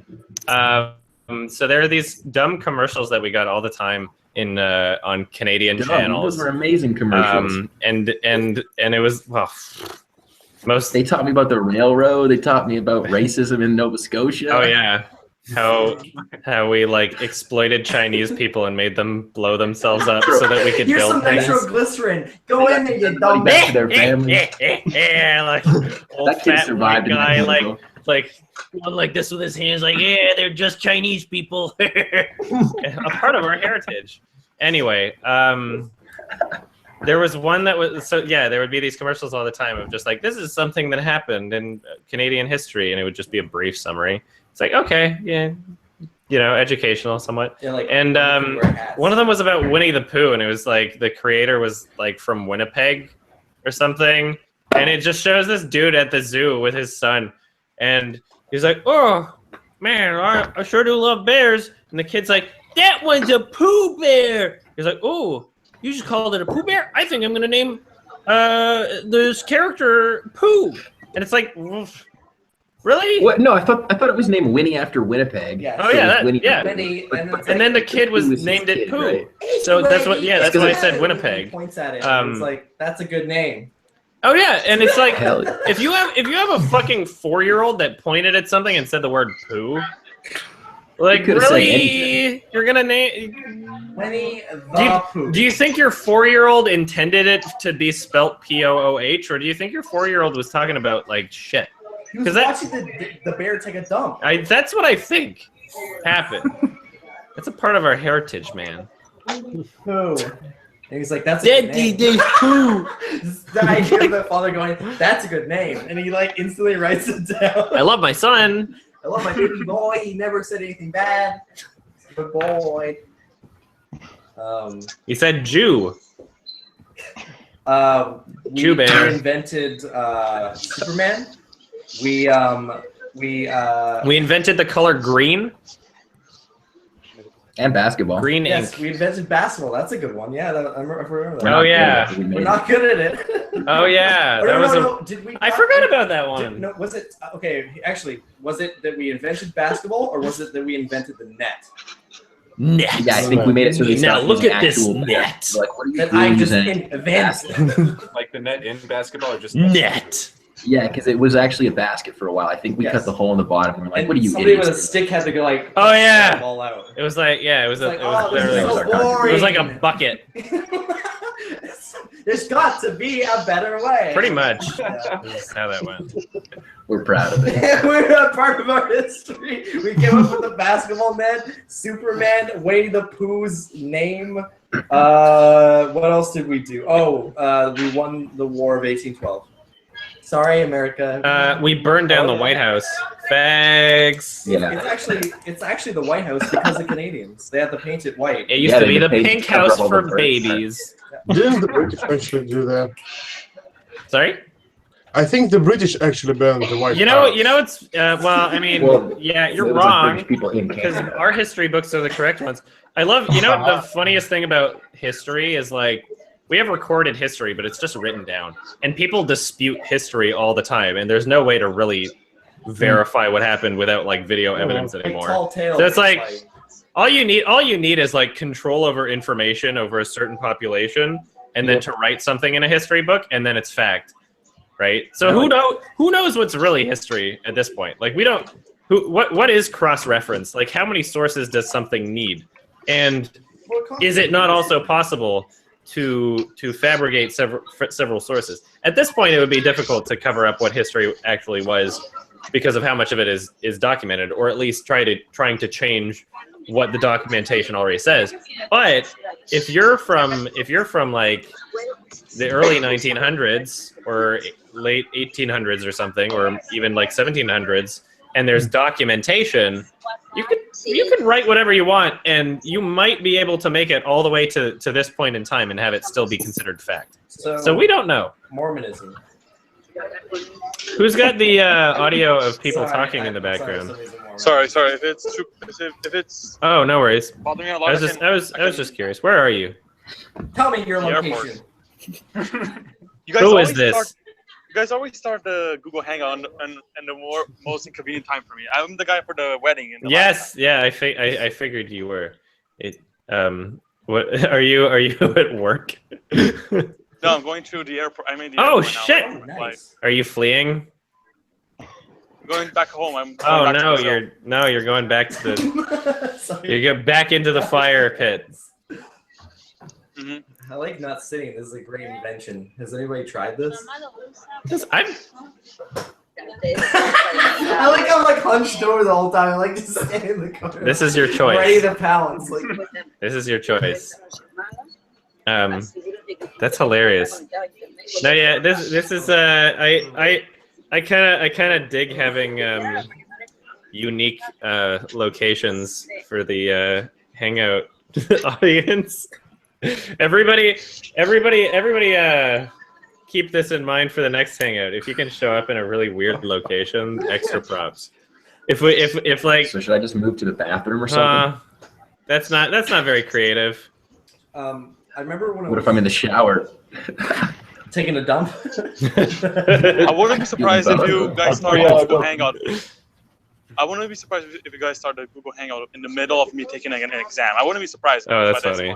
They're listed on the main Patreon page, like at least like 2 weeks. I know, but in this time I advance. completely missed it. Oh yeah. Missed it. Oh okay. I mean, it's not. I don't make an update post. You kind of just gotta search for it yourself. But, it is kind of funny. Someone should have been at the RNC for a hangout. That should have happened. That would have been great. I guess we'll have to wait until like 2020.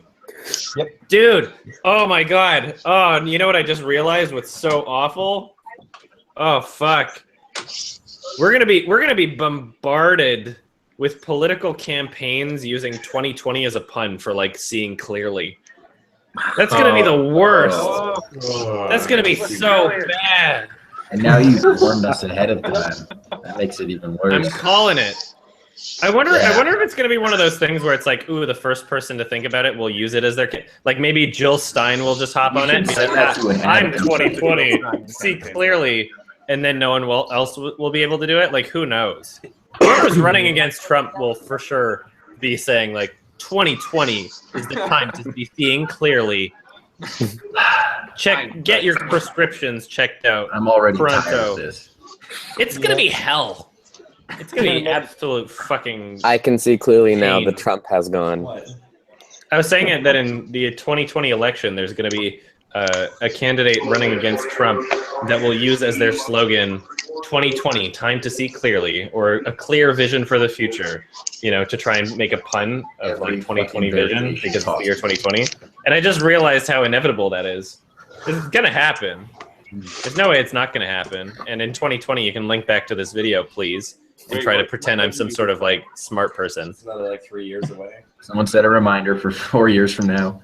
Oh, 3 years. Siri, set reminder for 2020. Oh yeah. Oh fuck! I can't talk to Siri anymore. I just realized. Fuck. She left you. I think she drained her own battery to get away from you. She's like, why do you keep asking She killed me herself. questions? She's killed herself before. She's hung up on you in the middle of the conversation. Siri's a cold breaking up bitch. with me. I just want the movie Her that happened in real life for me. My aunt actually met the woman who voices Siri, and she got to send personal videos of just like naughty things to our family members. It was great. That actually sounds amazing. She was super cool. Elaborate. Oh, so it was like the woman, the voice actor who does Siri. My aunt like met her at like this like convention, and then got her to send videos being like, "Hello, so and so, it is I from the future," and like just really unnerving things. That's kind of funny. That's fucking amazing. Man, That's using your powers. she needs to make her own soundboard. I'm sure she's contractually obligated not to do something like that, though. Yeah, it was pretty PG, but They still. can do that, like with your voice. You could like take the rights to your voice for the rest of your life. Like, no, but I'm sure there's a conflict of interest clause. Like you would be able to make, you'd be able to like be on YouTube, but you probably wouldn't be able to like be the voice for someone else's iPhone or like make it like phone or something. Yeah, competitive. But I think a soundboard on the internet or something. Maybe. Make yourself I don't know what the limitations would be. Apple stuff. That's probably a clause. Did Jared from Subway have limitations? Apparently not, because he didn't. Yeah, apparently he didn't have any limitations. He never said nothing was too young for him. Just a $5 foot long is all he needed. More like 5-year-old foot long. Hey, how's that work? You keep telling me to strip. Someone told you to jump off a bridge. Would you do it? Yes. Just to prove how cool I am. Quick question. Have any of you seen Hacksaw Ridge yet? No, but I will. I'm not going to spoil anything, but Andrew Garfield has an interesting performance. I can't tell if Is it funny? Okay. Because I feel like this is the type of movie where I'm like gonna watch it and not be as impressed as everybody else is. No, I was kind of mixed on it, but the first half is kind of hokey, traditional, hilarious, and he plays like an average like Southern schmuck, and he does this like underbite thing that's hilarious, and so everyone's taking it super seriously, and he has like this kind of simple Jack smirk, and I was like trying to like contain myself because it was so funny. It's like split between the two halves of the movie though. It's like very different. Yeah, I'm gonna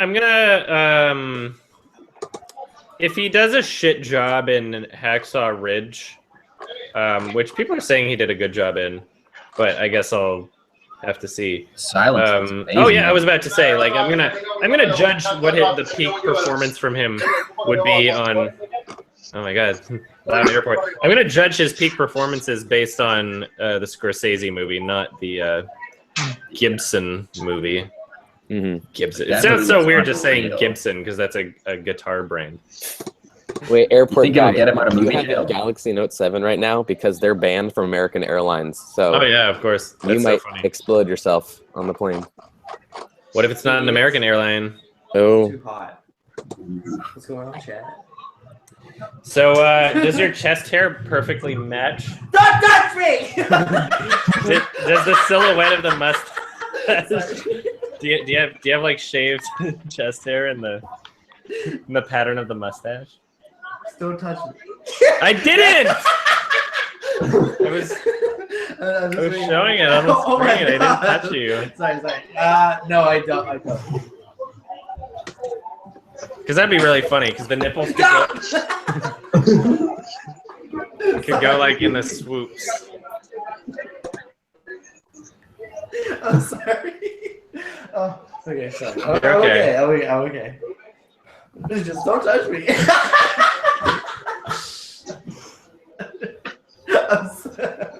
Oh, okay. Have you seen American Honey yet? You look like you're cringy. Yeah. I'm sorry. I'm just waiting for you to calm down. Okay. You're so loud. I know. Mark is autistic. He doesn't look. Hey, have you seen American Honey? Not yet. I had several opportunities to, but I want to watch it in a home environment. I bet I could now. Yeah, it's on the internet. I bet I could watch it in a home environment. I might bring that to when I go visit my family. I might watch it there. You might. There was some pretty intense, not intense, but there's some graphic stuff going on there. Not graphic, but there's some nudities. I like how graphic it was. It was like really realistic. There are intercourses happening in it. Like I like the realism. I think I don't know. Nothing Handmaiden level, but it's. I was about to use the Handmaiden as a reference. I think the NC-17 is gonna like. What am I talking about? MPAA is gonna give it an NC-17. I honestly think they will. Yeah, there's dicks in it. Like there's a few dicks. That's an NC-17 if you put a dick in it. If we're talking about American Honey. It's NC-17 if it's No, American Honey's morally R-rated. objectionable. Really? Yeah, no, you're allowed to have a dick in it just as long as it's not like with another person, another guy. Okay. As long as it's not erect. Hand job and no, I think it is erect. Like she jerks the dude You know off what? and Under it's the like, Skin had an erect penis in it. Was that NC-17? No, that was R-rated. Yeah. It was in the distance. It was a wide shot. It was a thick shot. Adam, I just saw A Single Man from your the 2009 list. Yes. And I was searching so hard for what would make it have an R rating, but nothing. Oh, right? Yeah. I know, it's so funny. Ridiculous. The MPAA is a bunch of cunts. They're just the worst organization. Yeah. It's so fucking crazy that you have to go through them. join the MPAA? You have to It's basically like the Illuminati. They have their own little fucking club. Secret. They don't want to lose their jobs because they get paid to just watch movies all the time and not even give a shit about what they do to it. They get paid to be like the gatekeepers of morality in America, and that's totally working out fine, right? Yeah. They're the gatekeepers of morality in America, and America's doing just great with them being the gatekeepers of what's morally objectionable. If let's say the theory behind their existence in the first place is correct, which is that there should be some level of censorship in the media, because if you see something, then it might affect your psyche in a negative way if you can't handle it at a certain age, or yada yada yada. If let's say that that's correct, then doesn't that mean that they're doing a shit job, since it's been the exact same people in the MPAA for the past like fucking 30 years, and how America's just like the most divisive, babyish, dumb country on the planet? I think they're doing a shit job right now. I'm a little racist. I just posted a link to their weirdest ratings. They have some really weird descriptions before they like kind of got their whole shitty system down in like the late 2000s. I mean, it's all personal bias, right? Like, it's just if you're a member of the MPA, your personal bias dictates what They don't even have children that are in those age groups anymore. Like, all their kids are like in their 30s. How can they feel as though they represent like a parent of a child in this generation? They're completely fucking useless. I hate them. I'll submit a movie to them, and I'll make sure to, my cut of the movie, I'll just have me like face cam on my like cell phone before the movie, just being like, "Fuck you, MPAA, you're a piece of shit. I just wanted to say, I know you're watching this now because you have to review this. Like, suck it, dick." And then it'll get an NC-17 rating or something, and like, oh, that'd be really funny if it was just for that opening shot. The entire movie is like G-rated. Otherwise, like, it's a documentary about making peanuts. Yeah. Oh, that would be so good. I want to see what would happen if I submitted a film like that, because that's still art. It just starts Could with you like, just make fuck you, NC. this feature of all time and submit it just to flame them? Like, just make a feature that specifically talks shit about the MPA. Yeah, there was actually a documentary called "This Film Is Not Yet Rated," which pretty much did exactly that. And what was that rated? NC-17. Yeah, obviously. Oh, of course they hit it. Well, because they also included clips from like footage from movies. Albeit, like, yeah, I mean, like most of it was censored, but still, they included clips from other films that were NC-17 rated and gave them comparisons and like talked about how like literally identical scenes of intercourse between like heterosexual or homosexual couples would be, they would have entirely different outcomes when it comes to the rating. It's like if you see a guy going down on a girl versus the opposite, like one. Oh yeah, if it's a girl going down on a girl, then it's like, ooh, that's kids can't see that. It's like, what the? It's such bullshit. What fucking personal assholes? biases, though, They're right? so Like, I mean, you get homophobic, and it old shows. people, it's like... They're incredibly homophobic. Like I don't often make that claim against people because I feel like those claims are often over exaggerated.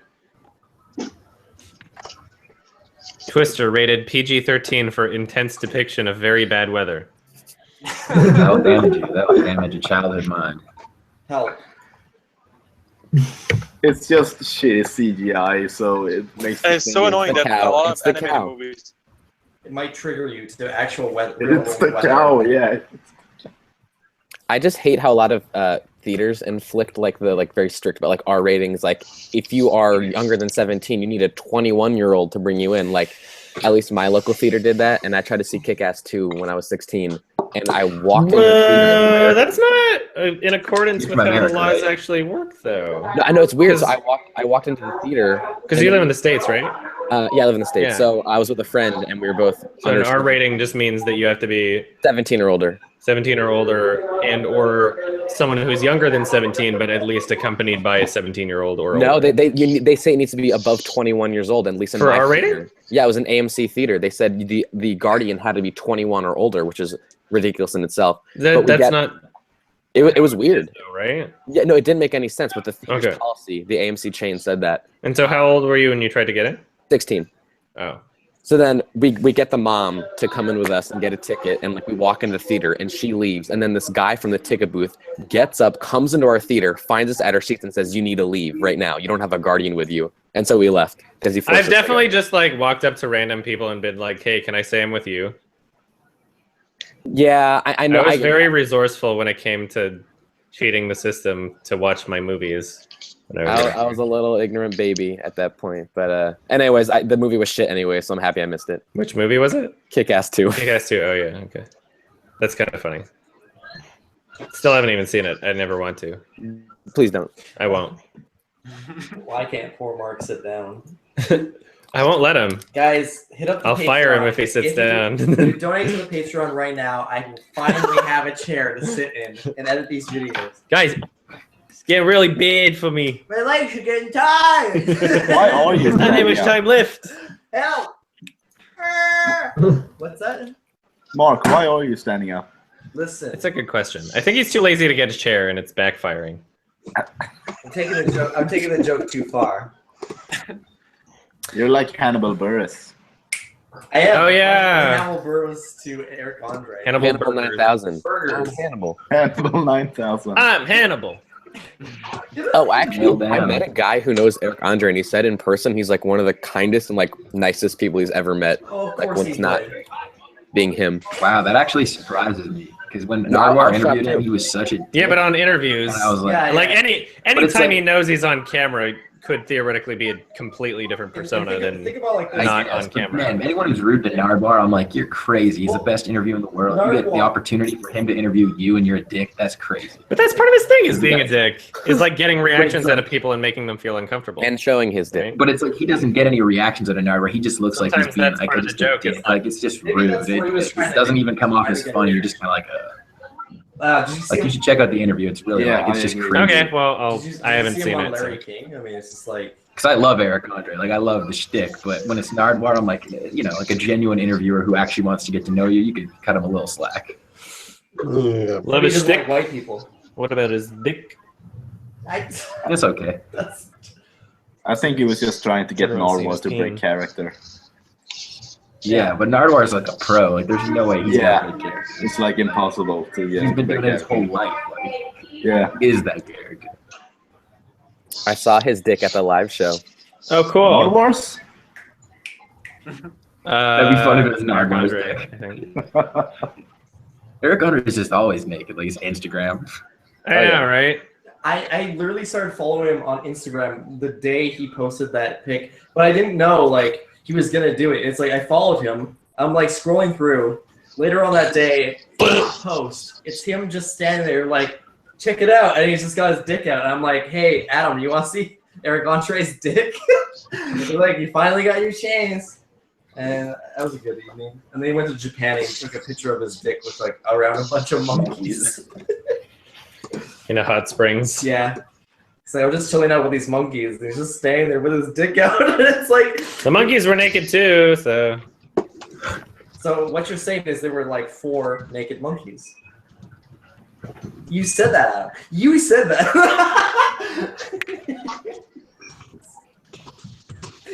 Adam, I don't appreciate this new form of racism that you've injected into this home. Mark's self-identified alt-right neo-Nazi.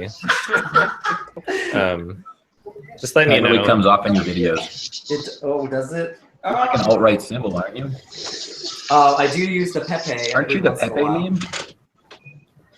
I am the Pepe. I am the Pepe. Eat the Pepe. I saw a really cute girl tattoo a Pepe on her mouth, on her lips. And it's just like, I just want to kiss her. Not because she's like a cute Asian girl, but that Pepe was very enticing.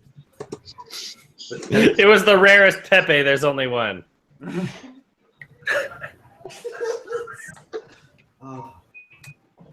There's speaking of alt-right, $1 Million Extreme just released a book titled "How to Bomb the U.S. Government." Did they? Yeah.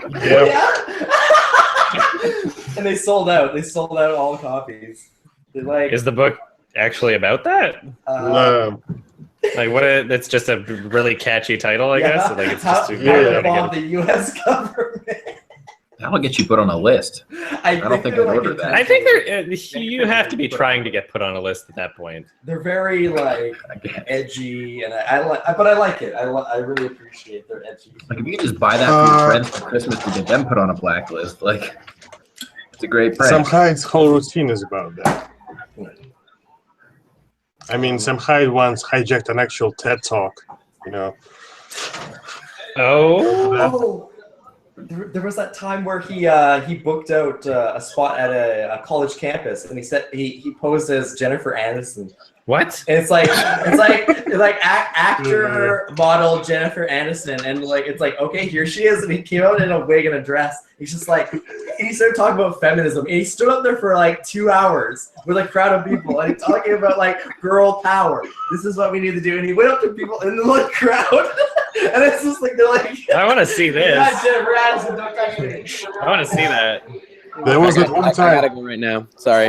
You have to head out? Yeah. Well, thank you for joining. Thank you very much for stopping by. Thank you for the support. Yep. Peace out. Yeah. There was also that one time when he hijacked some hipster comedy club and talked about for 20 minutes about how homosexuality is a sin, and just made the audience the joke. Yeah, that's funny. No, yeah, he got like a bunch of fake facts, as many as you could find, and he just read them out. Boring. I want to see that. I like the one where he does all these portrait mode videos of himself, and it's just like there's one where he just goes on Tumblr and like makes fun of fat people, like fat women. And he's like, but he starts the video for 5 minutes straight, just going, guys, this is a joke.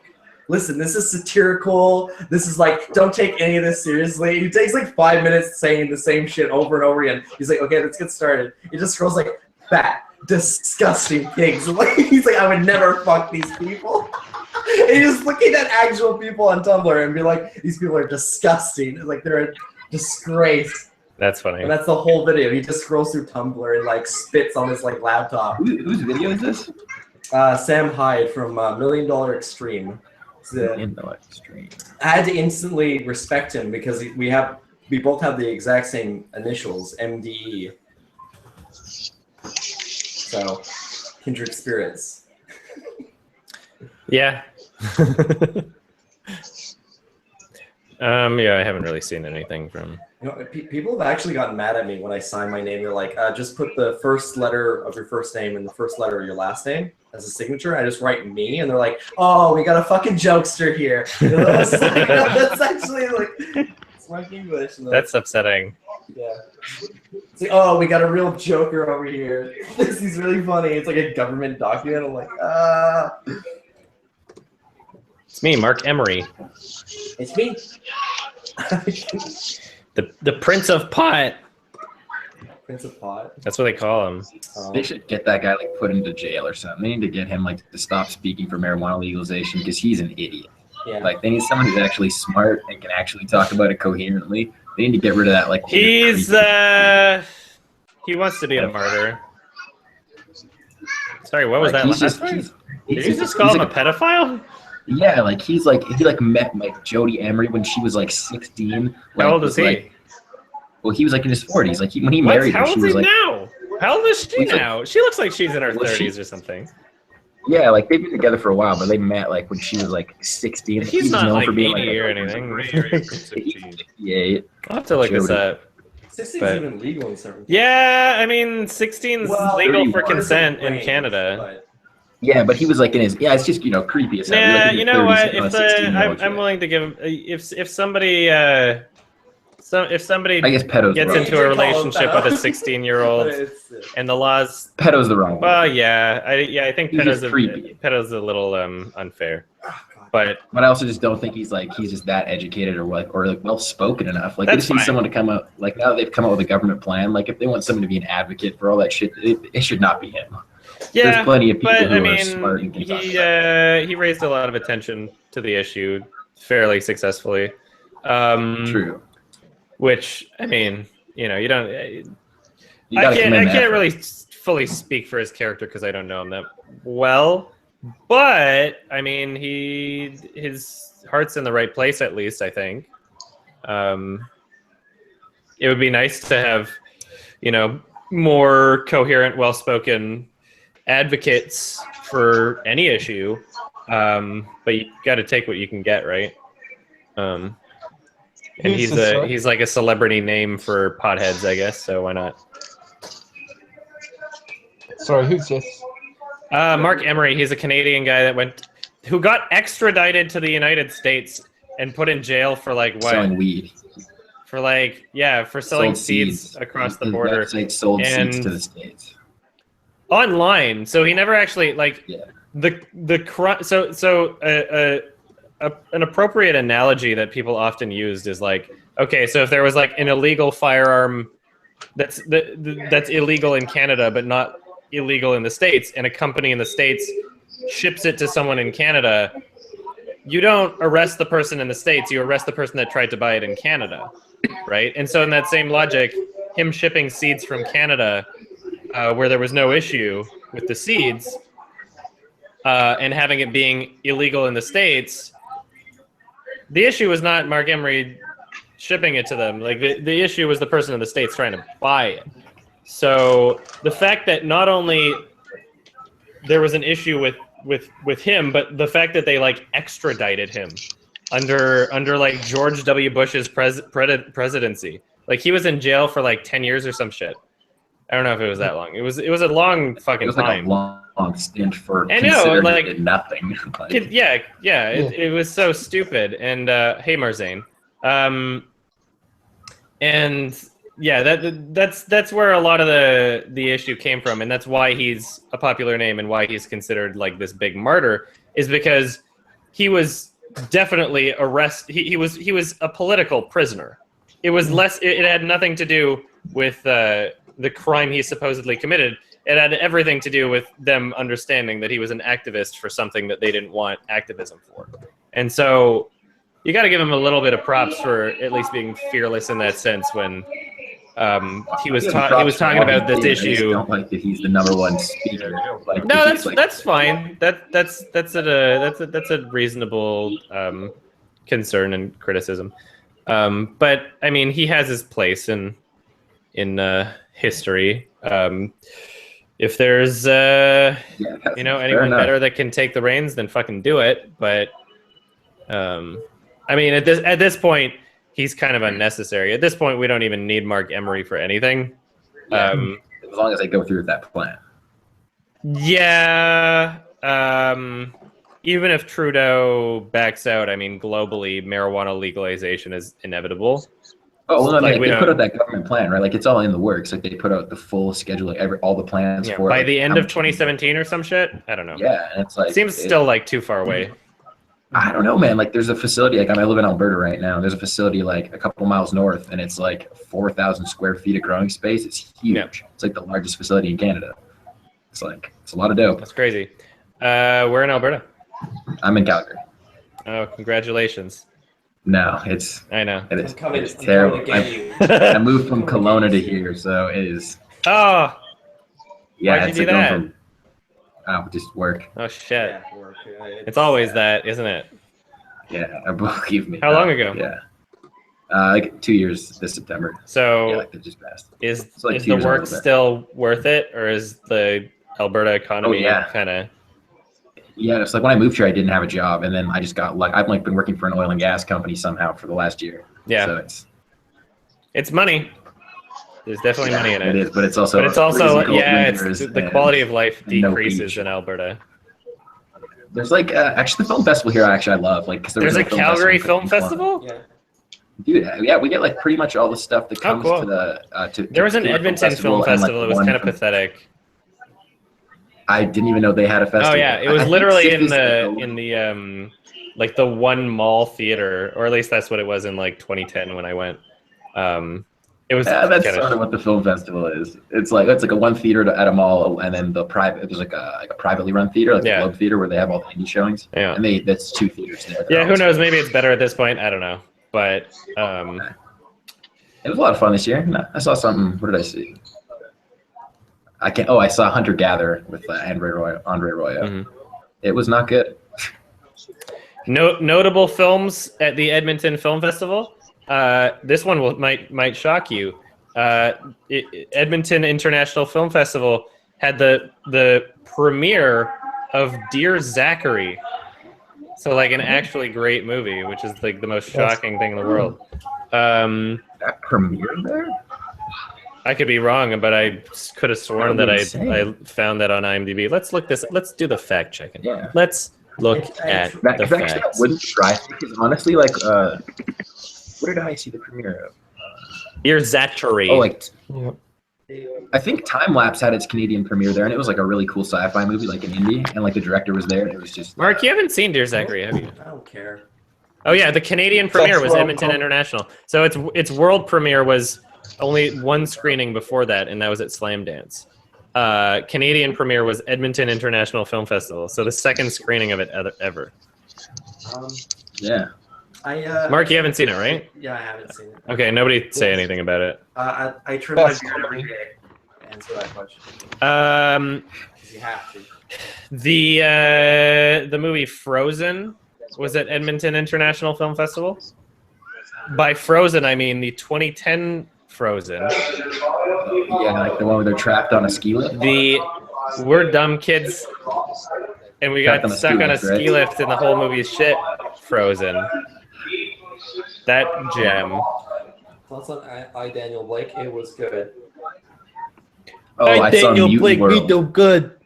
Google Mutant World had its premiere at the Calgary Film Festival and is the hugest piece of sci-fi shit ever, like SYFY. What? Sorry, what movie? It's called Mutant World. It has like the whole cast was in attendance. The whole cast is from Calgary and was at the attendance film premiere. And there's always going to be a local film at these festivals, especially like if you're going to have an Alberta Film Festival. You got to be kind of like. The movie had Ashanti in it. The movie had Kim Coates in it. Like it had a few like famous people in it. Like Ashanti was a character for some reason. That's funny. I forgot about that person existing. Ashanti. The director of Mutant World I see here is called David Winning. David Winning? The director of what? That movie you're talking about. Well, he is definitely not winning because it was awful. Hashtag winning. Tiger Blood. Oh, Jesus. It looks like... Old memes. Classics. Stick my belly out. You're rocking that beach body. I am rocking It's that beach wrong to criticize you for anything. I just want to know if this is making me look sexy. Uh-oh. Ladies and gentlemen, get ready for it. We got a runway model about to show off his goods on the worldwide stage.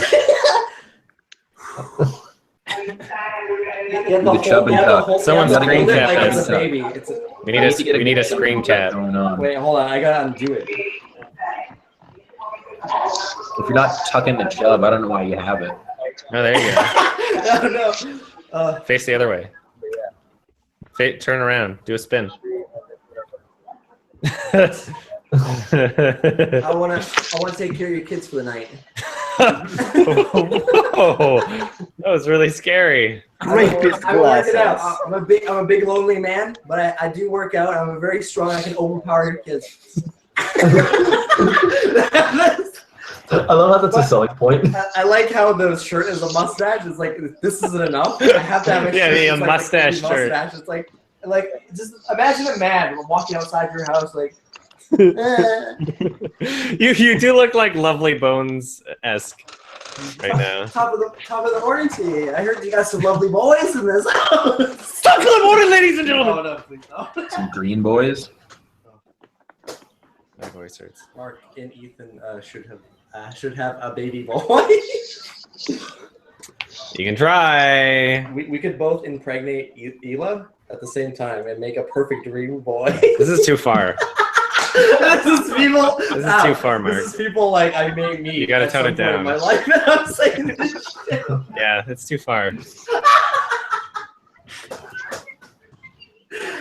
I, of course, obviously don't mean it. I actually think they're like the cutest couple in the world. Mmm. No, legitimately, I think they're super cute. Good night, perverse party. All right. So just a heads up. I know that usually these streams go for about 3 hours. I'm cutting this one a bit short just because I have a lot of shit to get done in particular. So we're gonna end this one in like the next 15-ish minutes. And on the Patreon page, it's always said like between 2 and 3 hours, and it's over 2 hours right now. So just a heads up. I'm technically not ending it early, but it's like compared to most of the other ones, I usually go the full 3 hours. I'm gonna end this one in like 15 minutes because I have so much shit to get done. Got a lot of shit that needs to get done. When's the next review? That's something that I'm trying to get done. So, this month for sure. It is a YMS review. It is not part 3 of childhood trauma, which this will be the first time I've ever like stopped in the middle of a review to make another review. Well, I mean, like YMS review at least. But I figure childhood trauma, since I'm talking about individual shows that are connected by theme, but there's no like connecting plot going between all of them. I feel like it's okay that childhood trauma part 3 can wait one more month, can wait until January or whatever. But I think you guys will be happy with it. It's kind of a bit of a 500,000 sub special. So that's why I want to get it out soon.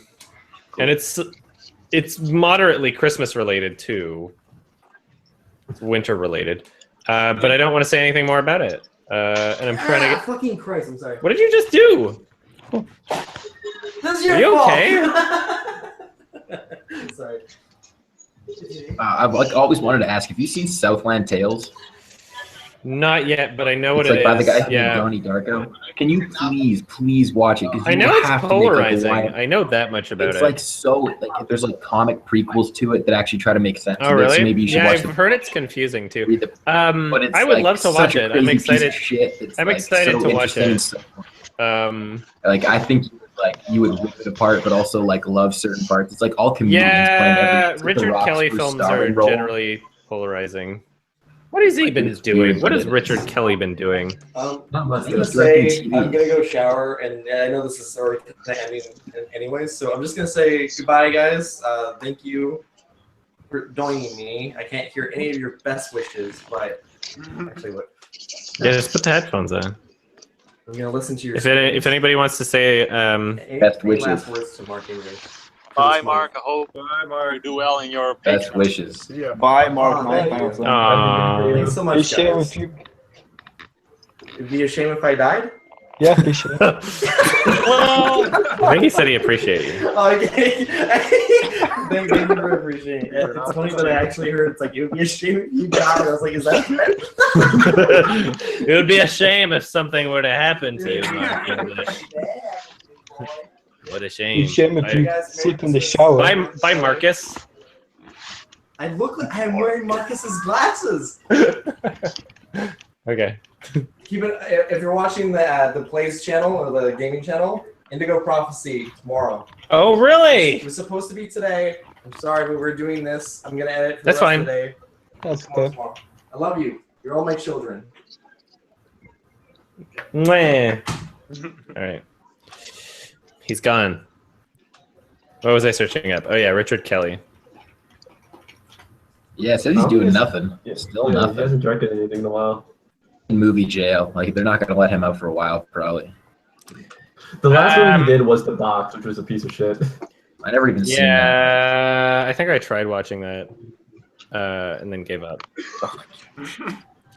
The only director who's really in movie jail is Josh Trank. Yeah, maybe he deserves it. He does. He definitely deserves it. Do you think that there could have been a cool cut of the Fantastic Four? Like, because I actually kind of like the first half of it. Like, I was like, I'm kind of digging these characters. He could have bit the bullet and made a studio film and then used that to get more passion projects. Considering he was going to get to do the Boba Fett movie, he should have just sucked it up. He should have just sucked it up. He should have just not been a fucking baby. Now no one will hire him. He's the biggest fucking idiot that's ever worked in Hollywood. Career-wise, that's like definitely the biggest story of loss ever. No one has ever been on track to do a Star Wars movie and then just, oh no, there was differences in views. Well, you can't fucking show up drunk, trash your fucking trailer, and then completely abandon the project, and then expect that a studio will ever hire you again. And then you should be blacklisted. Oh yeah, tweet about your movie.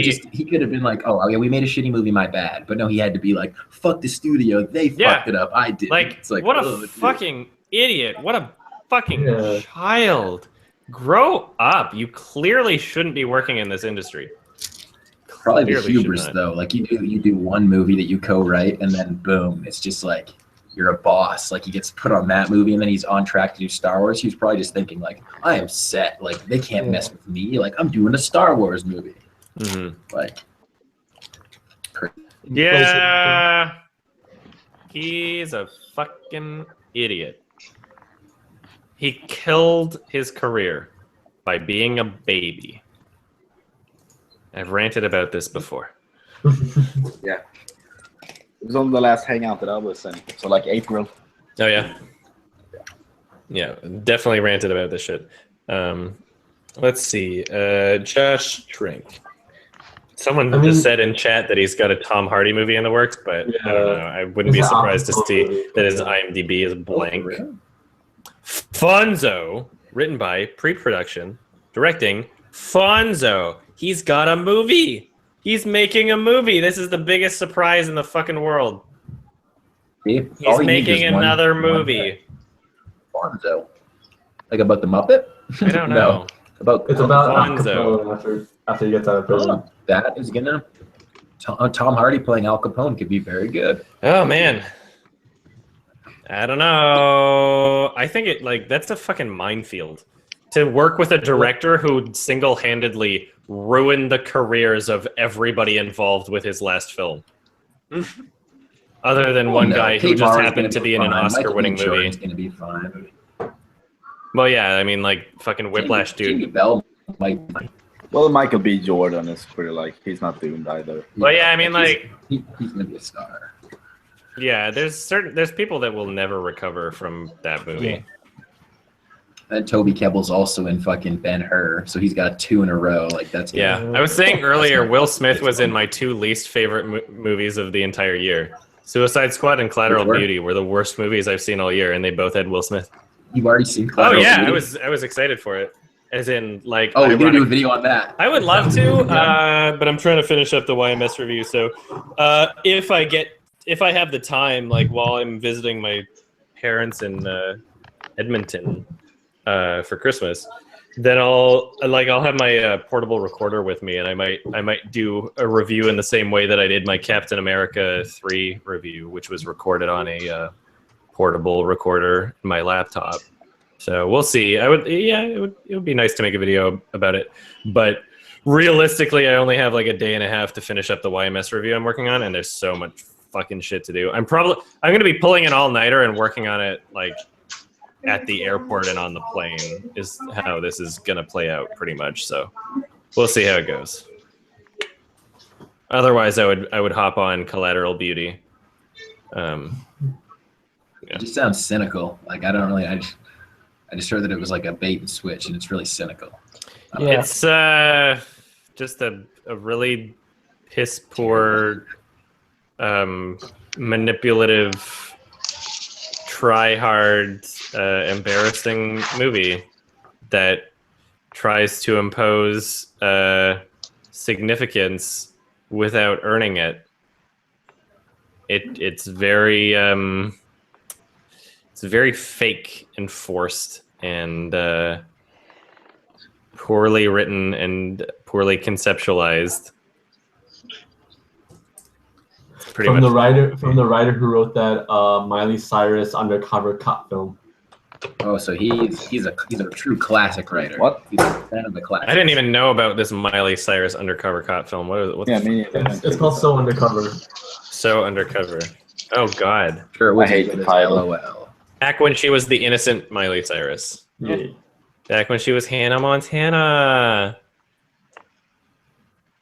Yeah, that looks awful. Yeah. I think I saw a trailer for this once upon a time. Alan Loeb. Yeah.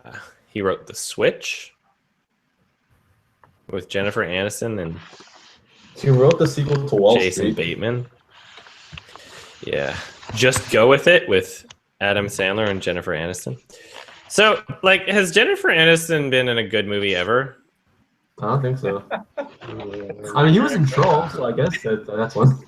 She was in what? She was in Angry Bosses or No, Terrible sorry, Bosses. I like that movie. No, that's not a good movie though. In terms of comedies, it's like a good comedy is like, hard. Like it's Good. makes There's you laugh. something that makes you laugh, but I mean, like when I say good movie, You mean like Yeah, an actual I film? have She's decent never been in a film, standards though, for right? films. Has she ever been in an actual film though? Has Like, she, she's only has she ever been in a like, good shitty movie comedies. ever? Yes, she has Office Space. Office Space is a good movie. Oh, there we go. There you go. So that was the last and only good movie she was in, I guess. I mean, she was in The Iron Giant. Oh, really? Oh yeah, she was. She the mom? Okay, there we go. So there's two. From my memory, Iron Giant's good. I'll have to watch it again. I would like to watch it again. Yeah, only two good movies that she's ever been in, and the rest have just been trash. What else is she? I don't know how much she gets paid to be in those shitty comedies. There's like Adam Sandler-esque ones. Like, does she sell movies? Is this the reality, or does like any executive think that this is the reality? That like, if you put Jennifer Aniston's face and name on something, then it will sell? Yeah, because I probably the haven't. latter. Maybe not anymore. Like middle class white girls. Yeah, I mean, like it'll sell if you're comparing it to like literally an actor who doesn't have a recognizable name at all. But you know what's kind of sad is like her entire career now, like her name recognition has more to do with having some love drama with Brad Pitt than anything she's ever done professionally. You know, the reason why she's a recognizable name is because she's been on tabloid covers for the past 10 years, right? Yeah. That's kind of sad. Friends and because people watch Friends on Netflix, right? Like that's just like number one show on How Netflix. many beauty product commercials does she need to be in? At what point are we gonna say like stop? When she's ugly. I don't think we can do that. When we no longer The want to question fuck her, is, she when won't- will Madonna shut the fuck up? Yeah, I don't know. Does Madonna even say anything? Madonna's too ugly. No one wants to fuck her anymore. I never hear her. It's time to stop, Jennifer Aniston. Where are your parents? They're dead. Dead. Oh, she's like 50. Yep. Well, those beauty products must be working out. Hell yeah, She dude. does That's look what I said. like When she's 50 ugly though. enough that she can fade away, will be good. Like Who she can knows? just do Maybe whatever that'll she be her wants until shtick. she's- Maybe she'll Never have so much beauty product caked onto her face that she'll be like 70 and still making those commercials, and that will be the selling point. Like, if you apply 1.5 inches of CoverGirl onto the entire surface area of your face, then you can look like me at the age of 70. It's like 1.5 inches thick. Like you'll Just be a with a little brush. you'll be a little bit closer to people, It'll be a but you'll look beautiful, and that's the only thing that matters is exterior beauty. Yeah, that's all that matters in life. I agree. That's all that matters to Jennifer Aniston. And apparently Hollywood. Yeah. Nobody wants to watch Uggos in their movies. I don't want to watch no Uggos. I want to watch Danny DeVito.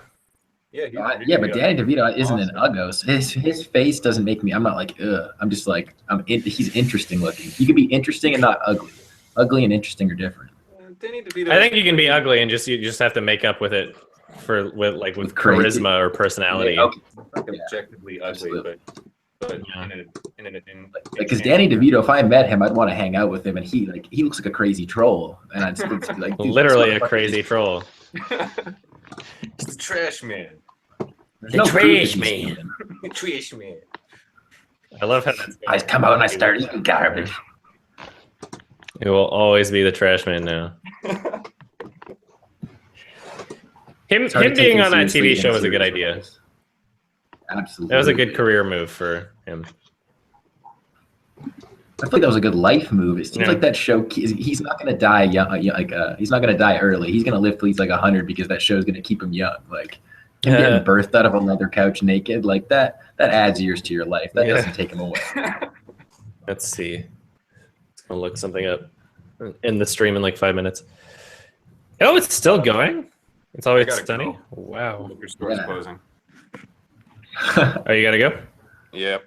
All right, peace out. The stream's ending soon anyway. Thank you very much for joining. Thank you for your support. Thanks. I very much appreciate it. Thank you. Closing liquor store. I don't know what time it is for everybody else. Yeah, we're on the West Coast. Yeah. It's like 6:23. It's like almost 3:30. Sorry? 12:30. Yeah. 12:30. Yeah, as in like midnight for you or whatever, right? Yeah. Yep. Midnight 30? Okay. You're not like in the middle of the ocean 3 hours to the west of me? I am. Man. So let's think about this for a second. Movies coming out in January. Because I'm trying to prepare for what we're going to talk about on like the next stream or whatever. I think I'm going to confirm this before I say it, but I'm thinking and hoping. Oh, fuck. No, really? I was hoping that Rings was out in January. No, it's out. It's out at the beginning of February. Right. I'll have to wait another month to see the movie about the meme that kills you in 7 days. Split comes out in January. I've already seen that, but I'll at least get to see what other people think about it. I think that. I think La La Land comes out in January. La La Land. It's saying for the main local theater chain in Canada, it's saying December 25th for La La Land.